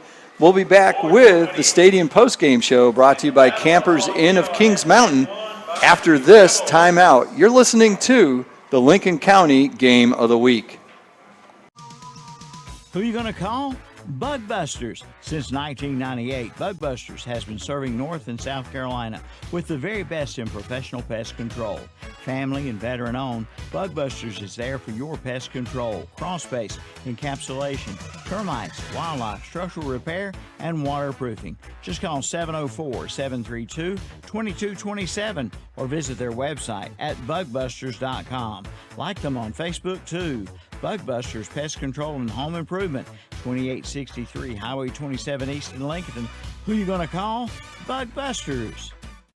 First Federal Savings Bank.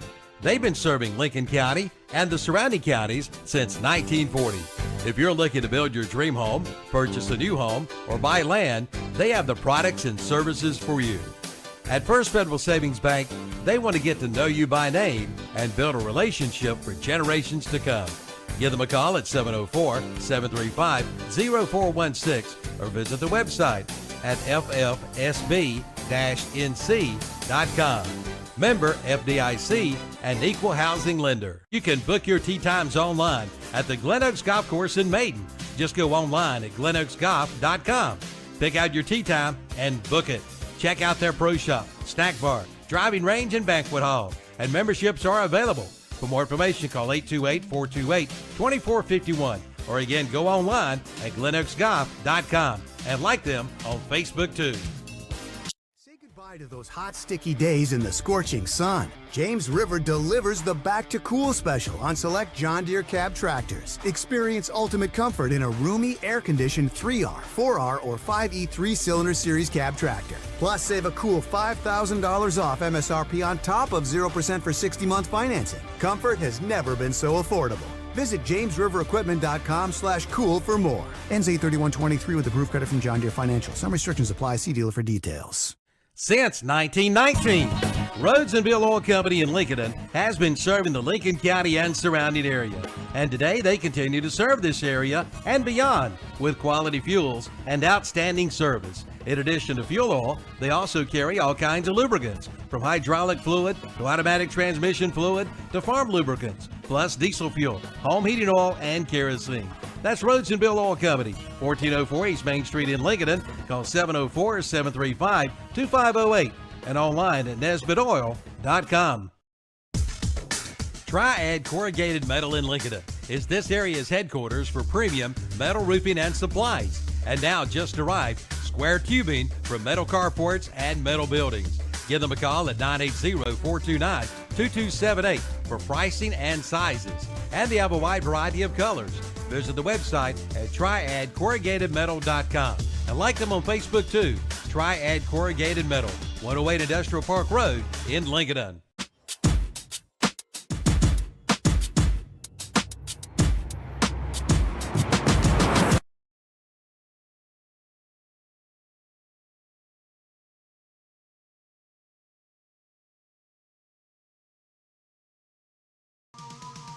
Who are you going to call?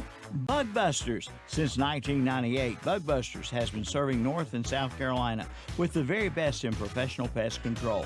Family and veteran owned, Bug Busters is there for your pest control, crawl space, encapsulation, termites, wildlife, structural repair, and waterproofing. Just call 704-732-2227 or visit their website at bugbusters.com. Like them on Facebook too. Bug Busters Pest Control and Home Improvement, 2863 Highway 27 East in Lincoln. Who you going to call? Bug Busters.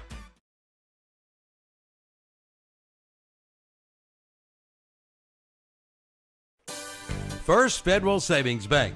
They've been serving. The Stadium Postgame Show brought to you by Campers Inn of Kings Mountain. Final score, West Lincoln 49, Fred T. Foard 20. West Lincoln had this one pretty much in control most of the game.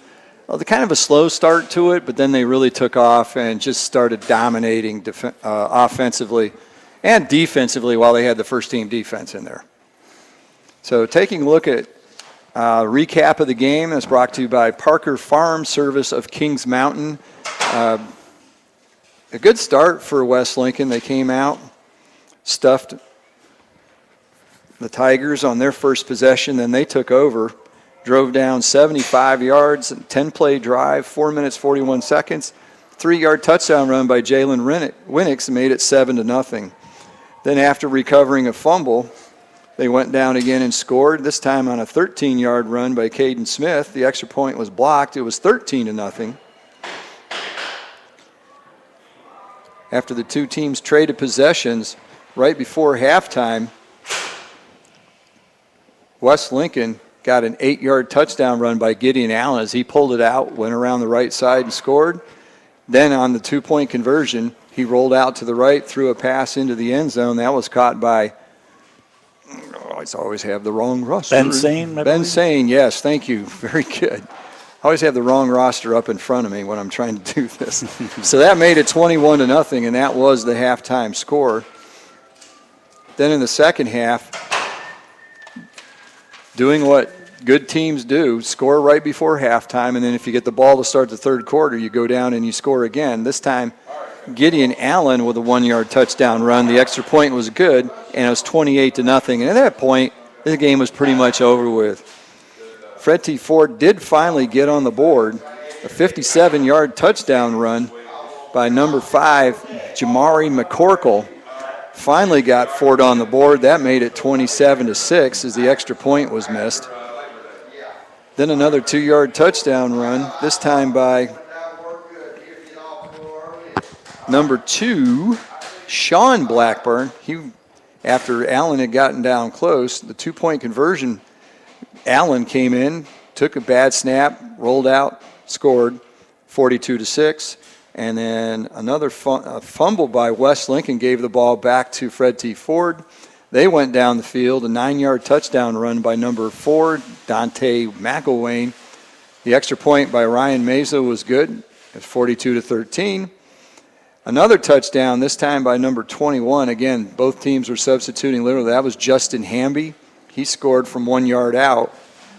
The extra point was good, 49-13. And then just before the end of the game, a 1-yard touchdown run by number 7, Alex Parker. I'm sorry, it was number 4. It was McElwain again, this time from 1 yard out. The extra point was good, and that made the final score 49-20, West Lincoln with the victory. Whew, a lot of scoring there in the second half. That's right. The way West Lincoln was scoring, I thought the cannon was going to run out of gunpowder there for a little while. But, again, great job by West Lincoln just controlling the game and finishing off drives, and came out on top again. So that was your recap of the game, brought to you by Parker Farm Service of Kings Mountain. And now time for some post-game awards. We'll start off first with the Subway Sub of the Game, brought to you by Subway of Boger City.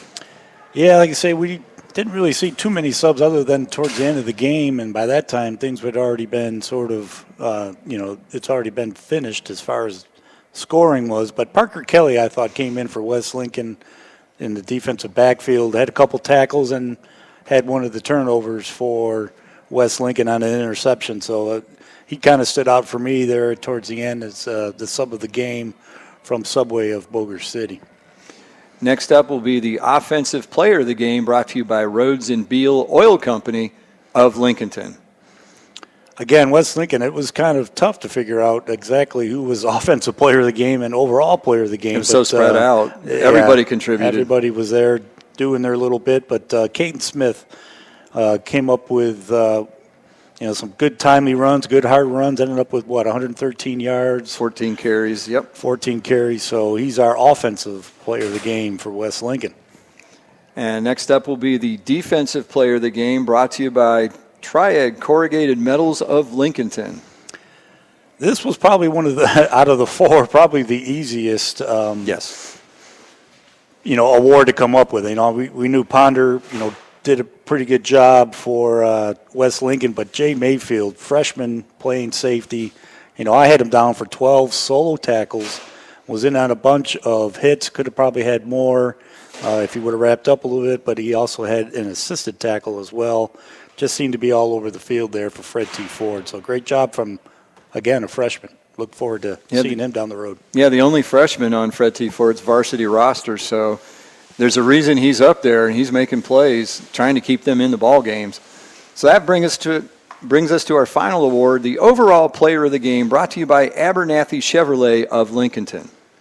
Again, kind of a tough play, but when you run this type of offense, and probably out of the 3 games so far, probably the most pass attempts or tries, Gideon Allen did a great job when he had to, of pulling it down, getting positive plays, not forcing passes, made some great throws as well, passing the ball, but ended up with 120 yards rushing and a touchdown.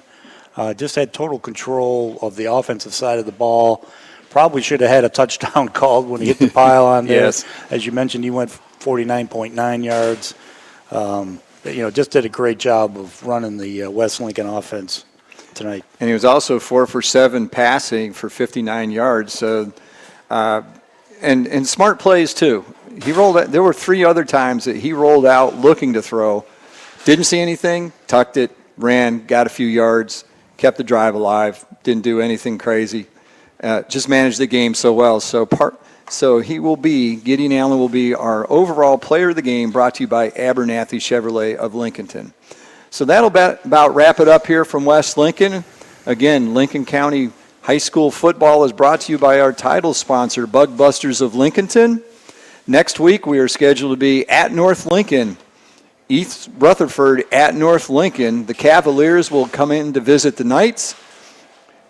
You can listen to it here on KTC Broadcasting on the YouTube channel. You can listen to it at LincolnCounty.com as well. So thank you for joining us for tonight's ball game. Scott Tudor. I always want to say Scott Turow because because of the author. The names are so close together. That's why I had to pause there. That's my pen name. Oh, okay. Well, great job. Okay. That's fantastic. I love your movies and books. They're great. Presumed Innocent. Yeah, it's a good Yes, there we go. So again, thank you for joining us. For Scott Tudor, this is Dave Potter. For JP back in the studio and Kevin Hastings, thank you for joining us. And join us next week on Lincoln County High School Sports and the Lincoln County Game of the Week. Good night. First Federal Savings Bank. They've been serving Lincoln County and the surrounding counties since 1940. If you're looking to build your dream home, purchase a new home, or buy land, they have the products and services for you. At First Federal Savings Bank, they want to get to know you by name and build a relationship for generations to come. Give them a call at 704-735-0416 or visit the website at ffsb-nc.com. Member FDIC and equal housing lender. Sooner or later, everyone wants to make their home dreams a reality. I'm sure you've seen the television shows and flipped through magazines and you know what you want. Or then again, maybe you're not sure. You know that you want something different and something better. Get started today by contacting the building professionals at Key Builders in Lincoln. Visit the website at keybuildersnc.com. There are many floor plans. There's one there for you and your family. Key Builders, locally owned and operated at 1459 North Aspen Street in Lincoln. See their page at whatsupshopper.com and like them on Facebook too.